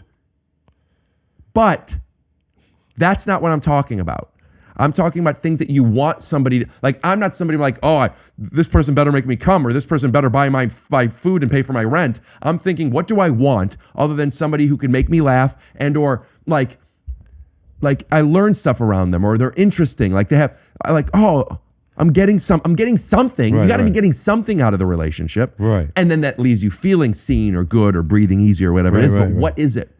What are you getting from this person? You know? Like there could be people that are super nice and you feel safe around them. But why? Do you want to go? Hey, do you want to go hang out and grab a bite? I mean, if I'm at the restaurant and I'm sitting there alone and I see you, I would probably be like, "Oh, do you want to eat together?" But if I'm sitting there and you text me, you're like, "Hey, what are you up to?" I'm like, I don't want to. Are you joking? I don't have friends. I don't believe, except for people that have been grandfathered in, that don't offer me something, and I'm proud of that. I'm happy about that. Why? Because some people have friends you have friends that are boring, and by the way, not necessarily as people, but the compatibility with you. Like, I don't need to be around you. Right. But you're nice. Yeah, you're nice. I don't want to go on a hike with you. Some people do have that dynamic in their friendships, but it's funny. I'm with you. Like, yeah, pretty much everybody that hangs out, I love at my house. They must offer you some kind of value. Yeah. And some that transactional thing, like, I think could be frowned upon. But I think like to think about it that way is an interesting, fair way to think about it. Well, and you want to be valuable to people. Right. Sorry. Go ahead. No, listen. What is that, if you don't mind if I ask? With the thing that I know what it is. I've seen it. The gym thing. Yeah. It's a cool looking piece of equipment. Anyway, yeah, and I know we started this because we were saying about like, does it make you, if it makes you, you do it because it makes you feel good. Yeah. Telling a joke to make somebody feel good. Yeah. also you tell it because it makes you feel good. And which one are you doing it for? It doesn't matter because whichever one, it feeds each other. Yeah. The chicken and the egg, man. You're telling me. Yeah. But anyway, I guess what I'm asking is, do you have people in your life that you enjoy their company, and do they offer you things other than making you laugh, feel good, making you feel good, like you feel good around them, and or they teach you something? And by teach you something, I mean more so like you want to listen to them. They have interesting stories. They have interesting perspectives. They challenge you. They have a good singing voice. Even like you want to hear them. What they have to say matters to you. I ask people, even if they're starting to hang out, I go, listen, you seem fun. I'll probably be hanging out with you a little more. Do you play an instrument? I just want to know. Like, I guess you know what? Never mind. Do you want more water? No, I should. Yeah. Why don't you want to say what you were saying? I wanted to hear because I was going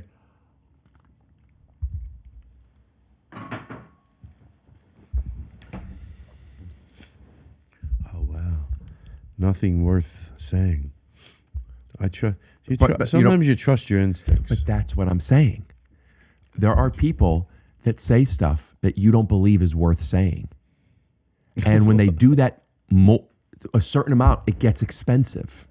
Well, a long time ago, a friend of mine, I was in Las Vegas and we were eating dinner. A good friend that is fun to be around, but he out of nowhere, we're quiet. It's just quiet, and he goes, I think this used to be a French restaurant. I go, you could just say nothing.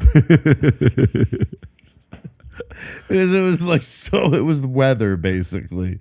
This used to be, who gives a shit? But maybe for a minute before that, he was thinking, I think this used to be a... Man, he didn't say it I think this used to be a French restaurant. I wish he did say it like that, but he said it like he had some knowledge. So this used to be a French restaurant. Got it. I don't know. Can I do it? Tell me if this is right. I know what you're talking about. Sure. All right. Oh, this is really good, the salad. This used to be a French restaurant. Like he told you a good book, right? Like this used to be. Listen, Rick, my friend, his dad is boring, and he that's good merch. Yes, it's good. It's good on a t-shirt. And sometimes he'll tell me a boring story that his dad told him, and then he goes, "Wait, am I like double boring?" Because I'm telling you a boring story, and I told him the truth, and it made him feel better. I go, no, this has context. We're laughing at it. You're telling it ironically. The game is to be boring. Yeah, don't be paranoid. You're just being bored. And if I was, I'd be 3 times in because I'm telling a story about somebody. At some point, and I think I'm the minority in this. When somebody else is boring, it's not entirely their fault because one, they're not necessarily a boring person. They might be, they might not be. It's just that I am not interested or curious in what they're saying, at least the way they're saying it. That's not to say what they're saying isn't interesting or it is interesting to somebody else. I don't care. So if somebody is, it seems like you don't know what I'm saying. Oh, I know exactly what you're saying. So when I don't care, I'm thinking of somebody. When I don't care, if we're talking and you have a booger in your nose, you might be embarrassed if I say you have a booger in your nose, but you'll be more embarrassed, I believe, later on at home when you realize I had a booger in my nose the whole time. Why didn't anybody say anything, right? I will say you have a booger in your nose, and you might say, thank you so much, and you feel happy now that, you cut the booger time down, or you might feel, why would he say that to me? Like, or like maybe other people wouldn't notice, now you draw attention, whatever it is. I believe you tell a person you have a booger in your nose. That doesn't mean, yo, Todd, you got a booger in your nose. It means I'm going to get a glass of water. Todd, do you want ice? Here, come here. I want to show you something. You have a booger in your nose. Do you want me to? Okay, yeah. Oh, thank you. I would tell you quietly, right? So keeping that in mind, it's the way you tell somebody they have a booger in their nose is important, but it's secondary to telling somebody you have a booger in your nose, okay? When somebody is boring, to me, I realize they don't know they have a booger in their nose.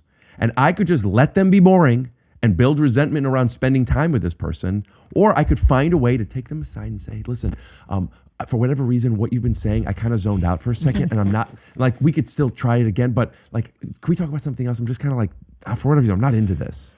And they could be like, they could take it how they will. But they don't know. You ever having sex with somebody who's doing the wrong thing? Tell them. Say, hey, I don't like it when you put both my balls and my cock in my ass. But maybe it's because I'm homophobic and I didn't realize it. You know what? And then she could say, oh, I'm so sorry. It could be like, oh, I'm not good enough for you. Anyway, my name's Rick. I'm going to be your server. What can I get you guys to drink? You know, this guy's expensive. Oh, dear Lord. Well, I had something I thought it was so valuable to say. Because, I used to have this. Now I'm poking a hole in maybe doing it, if that would work or not, even if you were kidding or you weren't. Like, I have this thing that when I used to, mostly I went to couples counseling, but in there I used to say this. Does it work outside of here? Sometimes, and we learn, and I would be given advice, and I would think when I'm going to need it, and go, it doesn't work outside of here. What is here? In therapy, like in this, like us going, here's what I would do. You know, I would pull that person aside. In real life, these people that are boring, and I'm thinking of somebody specifically that you might know, probably do. No one wants to be mean. Nobody wants to hurt their feelings, but masses think this person is boring. So there's nothing you could really do. I really want to know who it is. Well, I'll tell you afterwards. No way, no fucking way. Just so you know, don't. That's fine, and I understand your hesitation. If you didn't tell me to bleep it, I would still have bleeped it because I do not like saying mean shit about people on here. But you know what? But I really want to know. Here, do this. Whisper it. I have my headphones on. The cameras won't hear it. I'm too scared. I really am. Because you know why? On a 1% chance that, the mic got left on, which I know 1%, probably not even that much. Okay, yeah, that I'll do. Let me to check you. Let me get to check you. You know who that is? Oh. Sounds boring, though. But anyway, and this is a nice, like, this person is not a bad person at all. Yes. But I think about pulling that person aside and going, hey, listen. Rick, you could do it. God bless you. But the thing, I'm just trying to think. Hold on, no laugh. Hey, you don't do it in front of everyone. You're not implying that. But hey, nice meeting you tonight. But the things you're saying, they're not. See right there, it's funny right at the say it's not that you just met him. Things you're say saying, it like you're actually going to take him aside, like as an intervention. Actually, say this to him now. Okay. Look, I don't want to. Can I say it to you like you're him? Yeah. Okay. I don't want to be. There's no way to say this, but it does come from a nice place, and I hope you take it that way. You see, no matter what you say, that's like you saying already. Like, I'm not racist, but like the way you preface that was for you and not for him. Okay, here we go. Give me the another. Respectful way to start that would be, hey, there's something that I want to talk to you about that I'm feeling uncomfortable about, and I'm curious if I could. Maybe do you have the space for an uncomfortable conversation? You know what, Rick? The minute you hear that version, you're like, oh yeah, that's the way to say that. And I used to have a friend. Unfortunately, he passed away. But this leads to that. Was he hanging out with what's his name when he was bored to death? I'm sorry. That's all right. Hey, dead people like to be included in bits. It's not like now all of a sudden they're, you can't. So, but he would have good advice, like what I call tangible. When you left the room, you could apply it. Not like it works out of the room. Yeah, it works out of the room. And it was great to go to him because he would give me great clean verbiage when I was dealing with my mom or dealing with a situation. And it was like getting great directions. He would say things that later I wanted to call him and go, God damn it, like I did what you said. And it was so much better than what I would have said. Could you remember any of them? But let me. I think. But hold on. So when you just said that, like, as minute you say, it, you're like, yeah, it's the other way. It's just it's. You think, look, I hope it doesn't come off. It's like already. It's like, just say the truth. Yeah, well, also, when you say you hope it doesn't come off as offensive, what you're doing is you're telling him that you're worried about your feelings, and it's not about your feelings right now. But I still don't think that would work. By the way, yeah, your way, but still, imagine really saying it. Yeah, it'd be tough, but that's what I'm saying. That's why I'm not friends. That's why I'm not inviting them to lunch. Nobody does. Boring people. Boring people hang out with boring people. Boring people hang out with boring people. And boring, a lot of people, because I've talked about boring people on this podcast before, and there are comments like, not everybody has the luxury of not being boring because of blah, blah, blah, blah. It's like, listen, I struck a chord with them because nobody's like, what's a couple of things about yourself that you like? I am boring. Like, I'm boring and like, I'm kind. I can't be, you can't take advantage of me, but I am kind and giving. But yeah, I think one of my favorite things about me is that I'm boring. It's not people. There are people that know. You know how there are some people that think they're better looking than they are, and then there's some people who are better looking than they think they are. I feel so ugly. You look good. No, I'm a fucking nobody's gonna touch this shit, and I'm like, I wouldn't. You know what I mean? Like, it exists all over. And then you have some people that like kind of know where they are, right? I think that you have a better understanding of where you are because of on the looks thing. Even if like you like the way you look or you don't like the way you look, like I think I'm kind of ugly, but girls like me for whatever reason. Maybe I'm whatever it is. You're given more response to how other people receive you based on your looks than your personality, because when people are really good looking, they pretend that their personality is good. When people have a bad personality, they don't want to tell them. They go, haha, I'm just busy. I'm busy. I don't want to hang out with you. Nobody's telling them. But if people are physically attracted to you, you kind of have an idea. Nobody that's super hot, that's not that funny, who now is hanging around some people and they're all like laughing at him, he might be thinking, I'm really funny. He probably is. But he's not thinking, good thing I'm funny because I'm so ugly. He already thinks he's good looking. People don't have that much awareness of how other people receive their personality. Am I projecting? At least a lot, yes. But like, as I become aware of how little I'm aware of that, I have decided to take less responsibility on making sure that you feel comfortable, as long as I'm not gambling with your money. Does that make sense? Yeah.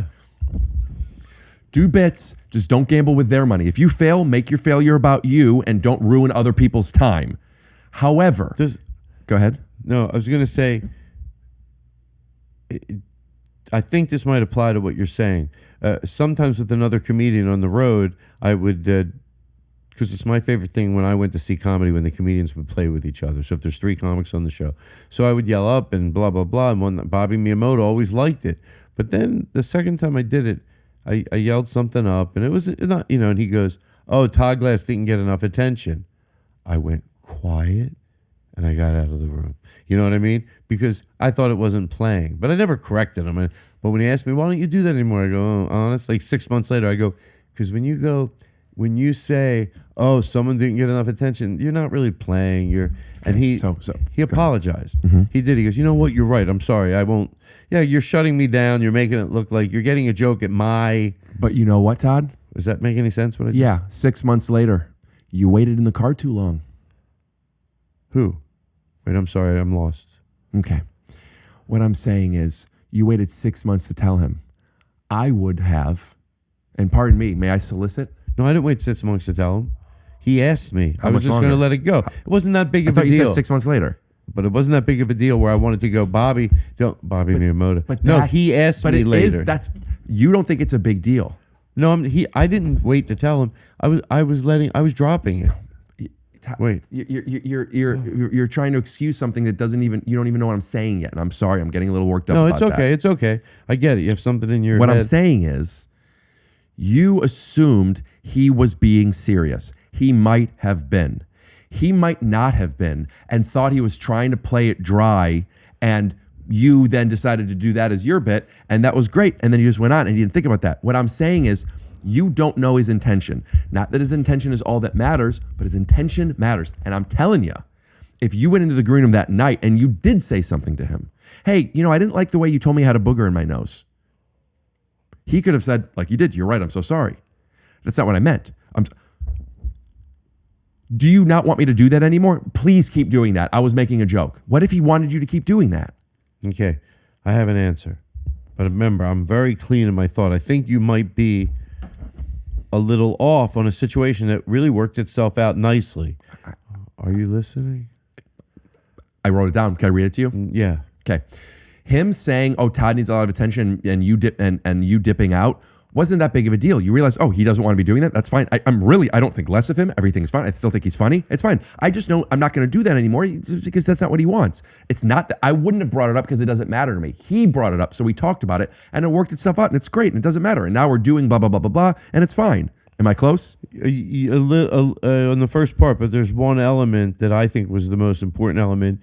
Because I'm not just saying this because Bobby's not here, but I'm telling you, like, he genuinely, what you're having a hard time, I'm saying, yes, it doesn't, there is a comedic element that if he makes me the joke, where is it going to go from there? It's like, it's funny, just play along with it, When I told him that later, I go, it's not a big deal. That's why I wasn't going to say anything.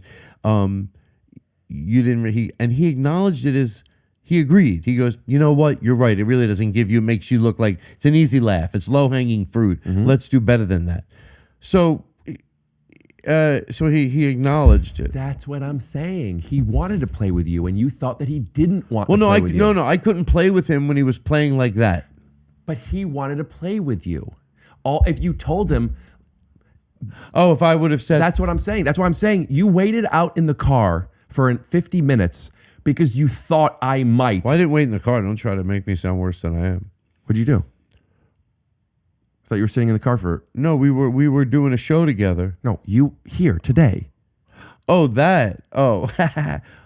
You waited in the car for 50 minutes. Well, you might be putting some things together that might not be... Like, it's very easy to throw things together that sometimes don't go. Sometimes they do go. You have epiphanies where you go, wow, there is a link there. But other times... I think you would agree, even if you don't think you're doing it, people can try to put things together. You're talking about a straw man, and I understand. No. Just pushing things together. A straw man. No, pushing things together. But I'm not willing to write off. Could you listen to this then? Yes, again? absolutely, yes. You sat in the car because you thought if you told me you were here early, it would leave me feeling a certain way. Later, it worked itself out, and we figured that wasn't the case. You still had to wait in the car for 50 minutes. What I'm saying is this person that worked itself out, it's great. You wouldn't have had to have waited 6 months for it to happen if you just brought that up in the green room. Hey, because we're talking about other people's feelings versus our own feelings. What I'm saying is you are assuming his feelings and that's dictating yours. You are letting what you are assuming about him control your relationship with him on a very small level. But if you say, hey, were you joking when you said that? Because if so, I don't there's no place for me to go with that. And just heads up, I don't like doing it that way. And he could be like, yeah, that makes sense. I'm so sorry. I won't do it that way. He could be like, no, I was actually being serious.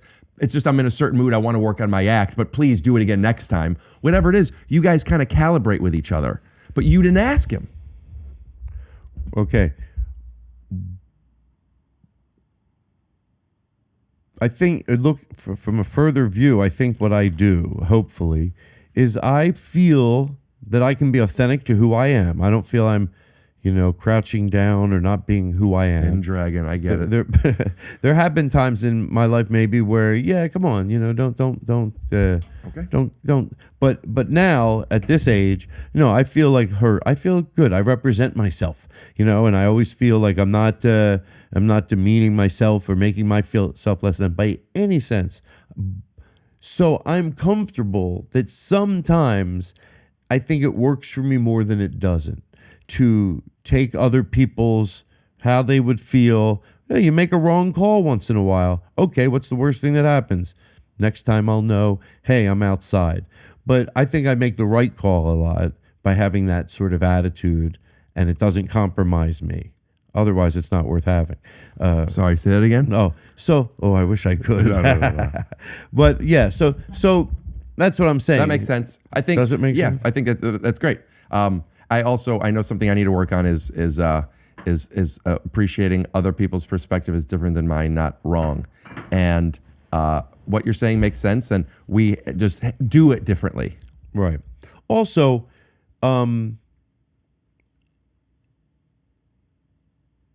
it could have been, that doesn't mean that there aren't some things that do link together. So I like the introspective look at it, because sometimes that's how you can stop a behavior to go, oh yeah, I do that.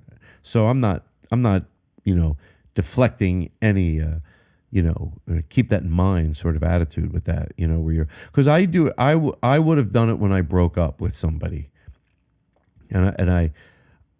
I've heard that adage from Kevin, and it really stuck with me. You do what? Not your job to nurture them when you're breaking up with them. You can be a human being and be polite, and hopefully you didn't do anything wrong. But I did that. I would try to, nurture the person, and I learned, oh no, it's not your job. So in that sense, I go, yeah, it's not my job. My instincts are, and that way I'm putting myself in second to. Does that make any sense? Mm-hmm. We'll be back. Do I sound stuffed up? You do now, and you didn't before. I know. Would you like me to, put? Oh no, it's not you. It happens to me sometimes at night. Some warm water? No. Steaming water? No. Do you have a vaporizer? No. Did you think I understood what you were saying? When? Just then. About not putting myself you're always worried about other people. You don't have to. Not worried. It's semantics. I see it. I think I just see it a lot differently than you. All right. It's not that you're necessarily worrying about other people, though I believe you. It seems more that you are filling in the blanks. You are assuming, you are projecting how other people feel and allowing that to guide your actions. When you have the availability to say to your friend, hey, what did you mean by this? Or when you said it, it made me feel this way.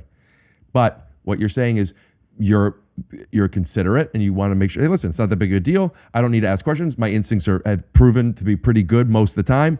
I could bring things up more often, but I don't think the juices would be worth the squeeze there. I like how I handle things. I like my relationships. This works for me, and I appreciate that. There could be people that say, well, yeah, Rick, you over communicate, you bring stuff up too much. I like that. I want to calibrate, because once we do that, you kind of, it isn't as easy, but then shorthand happens. And then, oh, he's doing this thing, he's doing this thing. It's easier to recognize patterns within the relationships, You could work with somebody for a year and get to know their things. You could work with somebody for a month and ask a lot of questions about the why and explain how you feel, and it could be taxing. But then the next 11 months, you might be a little bit closer and better understand each other. Or you might sooner recognize how incompatible you actually are, and this might not work. I don't like playing with somebody who chooses those instincts, whatever it might be, So, am I right? I like the way I do it, but I can appreciate that not everyone wants to do it that way. You know what? I will say that it just made me realize something. When you repeat back what I meant, and you did a perfect job both times, you were like, are you basically saying this? It's funny how you will give that person a little more of a listen, because you go, they know what you're saying. You don't have to repeat. Give that person a little more of a listen. What do you mean? Of the other side, or someone trying to shift the way you think. Could you start the sentence over? What are you saying? I don't know. I really don't know what you're saying. When you just said, you repeated back to what I said. Who's listening more? I'm saying when you're in a discussion in a relationship or a friendship or. No, I get it, dude. I wanted you to rewind 8 seconds and you rewinded 30. What I'm saying is you said, I repeated back how you feel, and now you hearing your feelings from me. Then what? I'm more apt to listen to your look. Maybe you're saying, look at it this way and be aware of this, and because I don't have to wonder. I don't think he knows what I said, and I think that's what happens. You don't think people hear what you say, but when you repeated it back, I go, oh, you did. Are you making sense? That makes. I'm saying you'd repeated it back good. I thank you. I've been in some situations, perhaps a romantic one in particular, where I feel so misunderstood, right? Which doesn't mean I am, but it's a bad feeling. Nobody likes it. But of course I'm misunderstood, because that's no. Not that you're bad or you're wrong, just that's not what I meant. That's not what I said. That's not what this is. And she felt so like he doesn't understand. And I'm like, listen, I know that feeling you're having because I'm thinking because I'm having that same feeling. But I do know what you're saying. Because sometimes people will argue about like what's right and what's wrong. And I don't believe I come from that place. I come from a place of I need to understand your perspective. I could think that perspective is bad, which isn't fair for me, but I'm saying like that's a negative quality of mine. But like I will not form that opinion and like, wait, what do you mean? What do you mean? I need to know what you mean. Oh, actually that makes sense. Versus no. You know what I'm saying? But like I think I'm really good at each timing. Anyway, dude, I'm stoned and I talk too much there. Close. That's okay. That was too much talking, but like, no, it's great. It's too much talking. You're fine. More than fine. So anyway, what's more than fine? Fine, I realize doesn't sound. No, you're fine. Good. I think fine. Like when you say how you feeling, fine. What's the matter? I think it goes fine and then okay and then good. Or if you're rich, well. Well, what's that, about 80 inches? From the ground. We'll be back. All right. We'll be back. You can't say anymore. Why?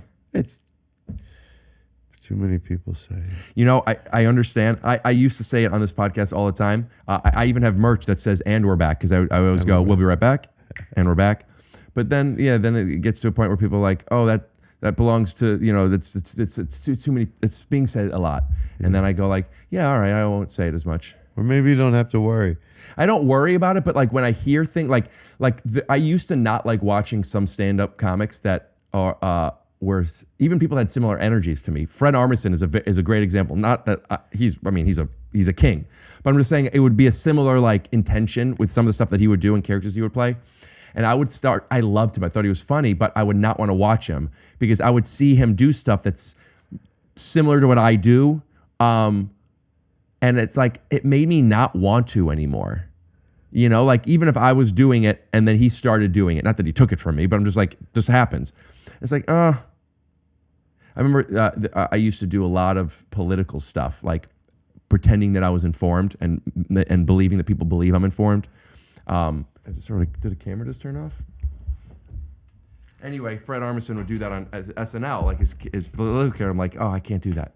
So when something happens a lot, I do feel like I can't do that. But that's the thing. It's like there's a lot of bricks out there. I just talked about this with my friend over the weekend with, I don't mean to brag. I go, why? It must just be sorry, you said, who's it? You said Ian Bragg? No, I don't mean to brag. Like after you're going to say, I got all Fs. I don't mean to brag. Oh, it's fine. Machine. Like, when you say something and that's not braggadocious and you go, I don't mean to brag. Yeah. Like, for some reason, I always want to say that. And I go, I gotta stop saying that. I hear other comedians. I understand what you're saying. It's the same sort of thing. Yeah. I'm not racist, but I'd like to get something to eat. It's like when people say that in the wrong place. But I don't want to brag. Right. I don't want to brag. Are you here? Yeah. Okay. Sorry. Dude, I think I want to edit out the last 30 minutes of me talking. No, don't. I think so. Don't. Let people go. This is a long episode, dude. Anyway. How long? What time is it? I think we've done close to 3 hours. Wow. Is that possible? Didn't you get here at 7:45? 7:45. Oh, 2 hours. 2 hours. I was way off. Maybe it did take him 3 minutes to leave. Or you know what we could do? Have a clock up the entire time at the bottom, and if there's ever any edits, jump cut it. So when people say it's been 3 hours, they know before I even do how long it's actually been. Right. And also, I can't wait to see. I am very curious how long that was. Yeah. I'm curious, and I'm gonna find out. Yeah. When do you drop this? Well, we'll find out right after these messages. Oh, we'll be back. If you're looking for just the right flooring, you need choices. And at Marshall Carpet One, you'll certainly find them. I don't mean to brag, but we just took a commercial. Yeah. I've heard people do that before. No. I never heard anybody. I'm just joking, but you said people do that, so you don't say that anymore. No, I do hear. Eddie Pepitone always says it. It makes me laugh. Isn't that Dr. Pepitone's son? Yes. Dude, I say stuff sometimes. What? You'll sleep. You'll be fine. I know, absolutely. I know that. There's no spiraling You happening. sleep good? Sometimes. How many? You? Half the time. Have you noticed when you wake up what side you're on when you feel like you slept good? Or well, if you have a lot of money? Why? Oh, yes. No. Will you try falling asleep on your back and putting 1 or 2 pillows under your legs by your knees? Yeah, why not? I may as well give it a shot. Yeah. I don't know if you've even ever tried. I didn't. I had vaguely heard that it was better. Try it. Why is it better? Do they know the reasons? I'm sure they do. Maybe you don't know them, but I could make some up, about posture and breathing and skin and not hurting your joints, I love sleeping on my side, like with a pillow in between my legs. Is sleeping on your back good for you? I correct myself from doing this, from searching, why is sleeping on your back good for you? Because if you give the answer, it'll find a reason. Ask the question. It's still not a fail-safe, but I just think it's better practice. That's so interesting because I do look up things. Is it true that da-da-da-da-da-da? Now they know what you want. It's leading. It's like I learned at a restaurant, when you go up and ask the table, you don't say, how is everything? You say, is everything good? Because it makes them be like, yeah, you know what it is, versus giving the opportunity, which is manipulative. And that's social interaction. In a good way, maybe, though. Depends on what you think is worthy. I mean, almost half of my act is about that, about how much we've learned to communicate through forms of manipulation and making people believe something because we think that's what they want. Be on your best behavior. Don't ask those questions yet. That kind of stuff. They don't fool me, though. Well, I can read someone's energy, like those lines. Oh, like when your buddy was on stage and he said, well, that was his response that was shitty. But you were reading his energy, and you're wrong. I have to on stage. The audience hears it. You can't bounce off of it. What would you have done if he said, Rick Glassman didn't get enough attention? It depends on my relationship with this person, and if that's part of their vocabulary, their comedic vocabulary. Because, like I said, if I do stuff with them, sometimes I travel with them, I would have had some exhausting, taxing I think your right conversations. answer, I think your right reaction to this should have been, I know what you mean, because I think you might be overly... if you said it to me, if we were at the Dynasty Typewriter... Maybe I'm not explaining it right. If we were at the Dynasty Typewriter, when you were sitting in the audience, and instead of me sitting in the audience, and you were on stage, and you were doing your thing, and I said, oh, blah, blah, blah, blah. And you said, oh, look, Rick Glassman, who needs attention. If it were you, and we never had this conversation, I would think that you still want to play with me, and that was not you saying, shut it up. I don't find it fun to play with that. You're saying you don't want somebody to make the negative, aggressive choice. I get that. I don't think he didn't want to play.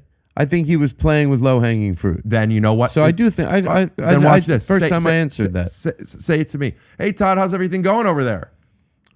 Yeah, wait. Oh, yeah. Hey, Todd, how's everything going over there? Hey, Todd, how's everything going over there? Talk to me that way. Wait, I'm lost. You're supposed to say, oh, look, Rick, you need so much attention. Oh, okay. So I'm up on stage. Number one, you would probably do a bit. But whatever the bit is, go ahead. Hey, Todd, what's going on over there, man? I like your headphones. Psych. Hey, Rick Glassman, he needs attention. Todd, I could see why you would say that. I don't like that I'm coming across that way, and I don't like that you said that to me. Oh, this sounds fun. That's the worst advice I ever heard my entire life. Say something back. Respond to that.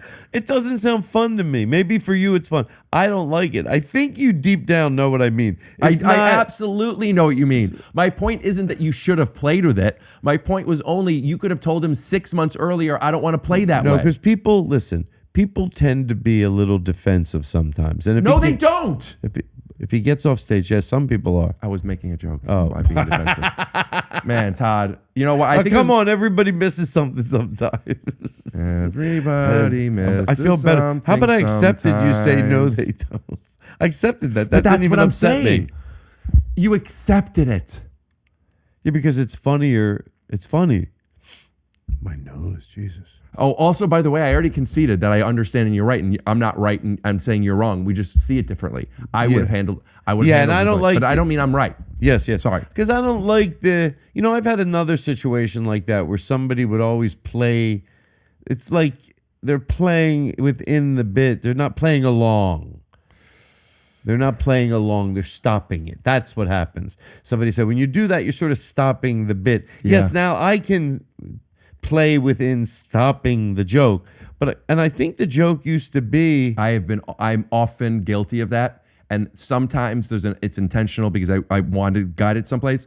But a lot of times I don't realize I did it until after I did. And it's an unattractive quality of mine. Right. Or you know what else you could do? Laugh.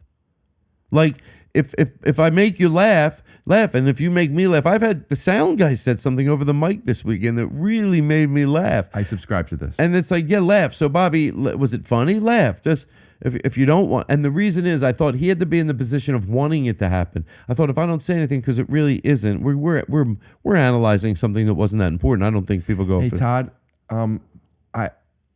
is it okay if I tell you something that's a little uncomfortable? No, I don't. I'd rather not hear it. I'm very insecure. My mom just passed away. I'm suicidal. Can we just please? Okay, continue that. Thank you. I appreciate it. I just been so stressed out lately.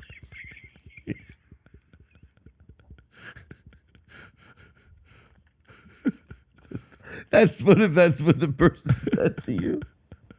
You go, Kelly, you get up all the courage. Can I tell you something?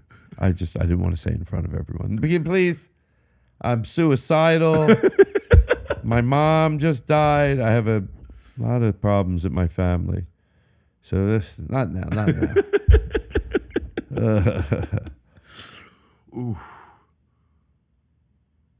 Well, we took a journey. Yeah. You know who's going to watch this? Me. I want to figure out what I said. Oh, dude, you're so funny. If this were a movie, which it isn't, so I won't do this. But if it were, I would want to go into this and do surgery and take out so many of the things that I said and keep pretty much everything that you said. I just want to acknowledge that I know.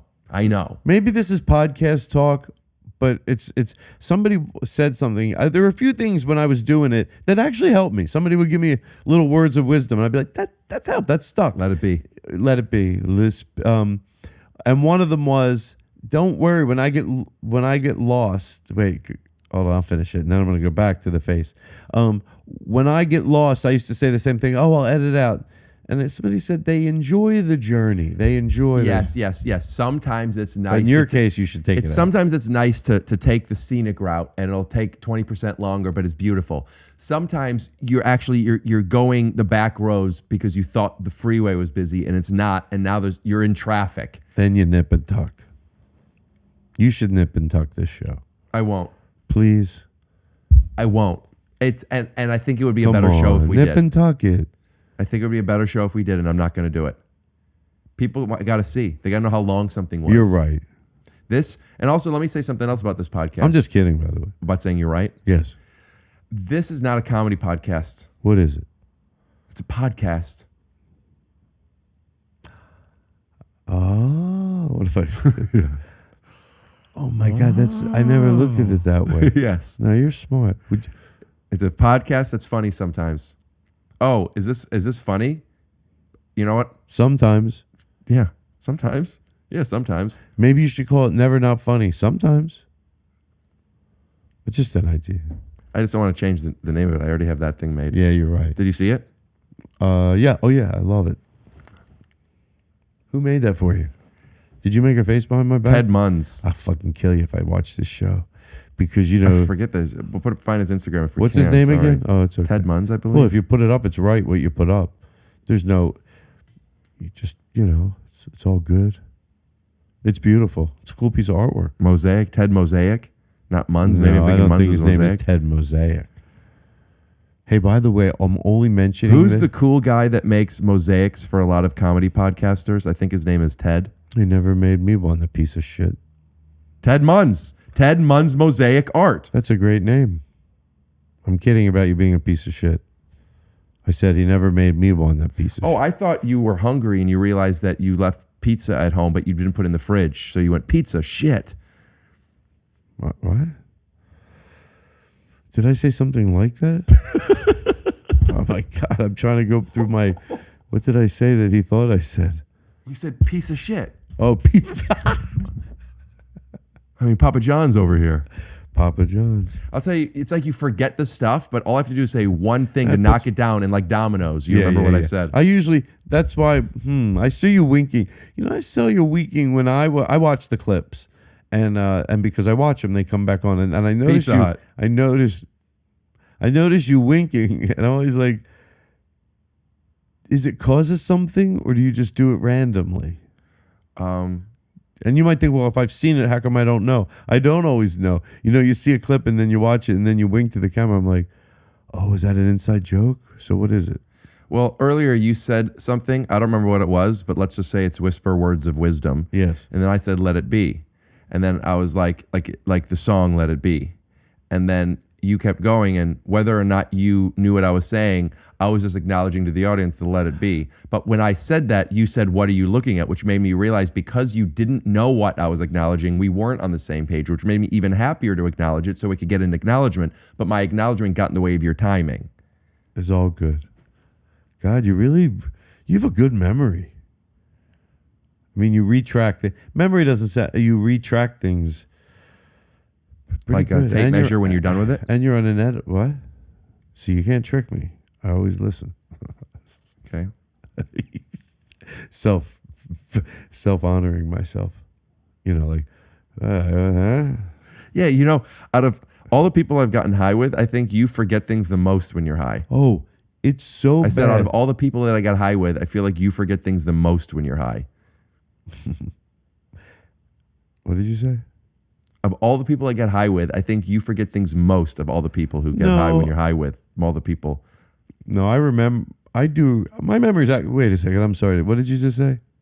Out of all the people that smoke weed they get high with, your memory is the worst of all the people that I know. You don't have a problem with your memory, I notice, when you're high. Me, it's bad. Wait, I feel like I just said that. Wait, what said what? Out of all the people that I get high with, you're the guys that I know the most that gets high with. What did I say? First base. Thank you guys for tuning in to part 1. Hey, part 2's coming up now. Can I now. thank you for one thing? It's very nice of you, and I really need this. You asked me before we started the podcast. My teeth don't really show, but when I walked in, I had a big smile. And I don't know if you can put a little ding in there and post. So Dr. Sellers, Studio Smiles. And I want to thank, that's who, because you asked me, you said, your teeth look great. I had some stuff done, laser whitening on the bottom, and it's Dr. Sellers, Studio Smiles. It would mean the world to me if you could make like a little ad, put his website up. It would. Did he do this for you for free? I'm not. Not comfortable talking about that. Well, but no. But I need to tell you something. I just want to thank him. I need to tell you something. What? It's Plugola? I didn't say anything about your teeth. Yes, you did. I didn't. And the fact that you lied about that so you could get a real smooth transition in, fine. That was fine with me. But then you were going to ask JonMichael to put in all the ding, done, dong, already there. But then you want a little commercial, all this stuff. That's a lot of time for him. You're asking him to do free work so you could give a plug to somebody who gave you free work. And for that, you might be a redneck. Buddy, I clocked that, and you got a booger in your nose. No. Did he do that stuff for free or at a discount? No. Promise? No. Right. Right? I clocked it, dude. I don't mind you giving your plugs, but when you're asking my boy to do free work for you so you could then pay somebody with his work, you didn't let me that's finish. Not cool, man. You didn't let me finish. Oh, sorry. You're going to feel stupid. But I don't want you is to. Not doing well. And his business. No. I was going to say, please, whatever the fee is, can I pay JonMichael for the time? Well, you know what? It's not about a fee because it's about the audience. What's your budget? What's your budget for my it? budget? And he'll make something based off of that budget. How about I spend $1,000? You're gonna give him $1,000 to do that to turn that into something? Yeah. Are you saying yeah, I did comment on your teeth when you walked in? Or are you saying yeah, you're right, I didn't comment on the teeth and you got me, but I'm gonna put $1,000 for the bit into this and let's see what JonMichael could do with $1,000 for this. Dr. Sellers, Studio Smile. You go there now and it'll make you smile. Dr. Sellers, ding, Studio Smiles. Thank you. Now this guy, he gave my brother his liver. He overheard when I was in there. It was on my phone. I'm like, Mom, what? He needs a new liver. All right. Good night. Theme music. Scoot doo. Wow. I got to take a Polaroid of you. Blabbity blue. Scoop dee.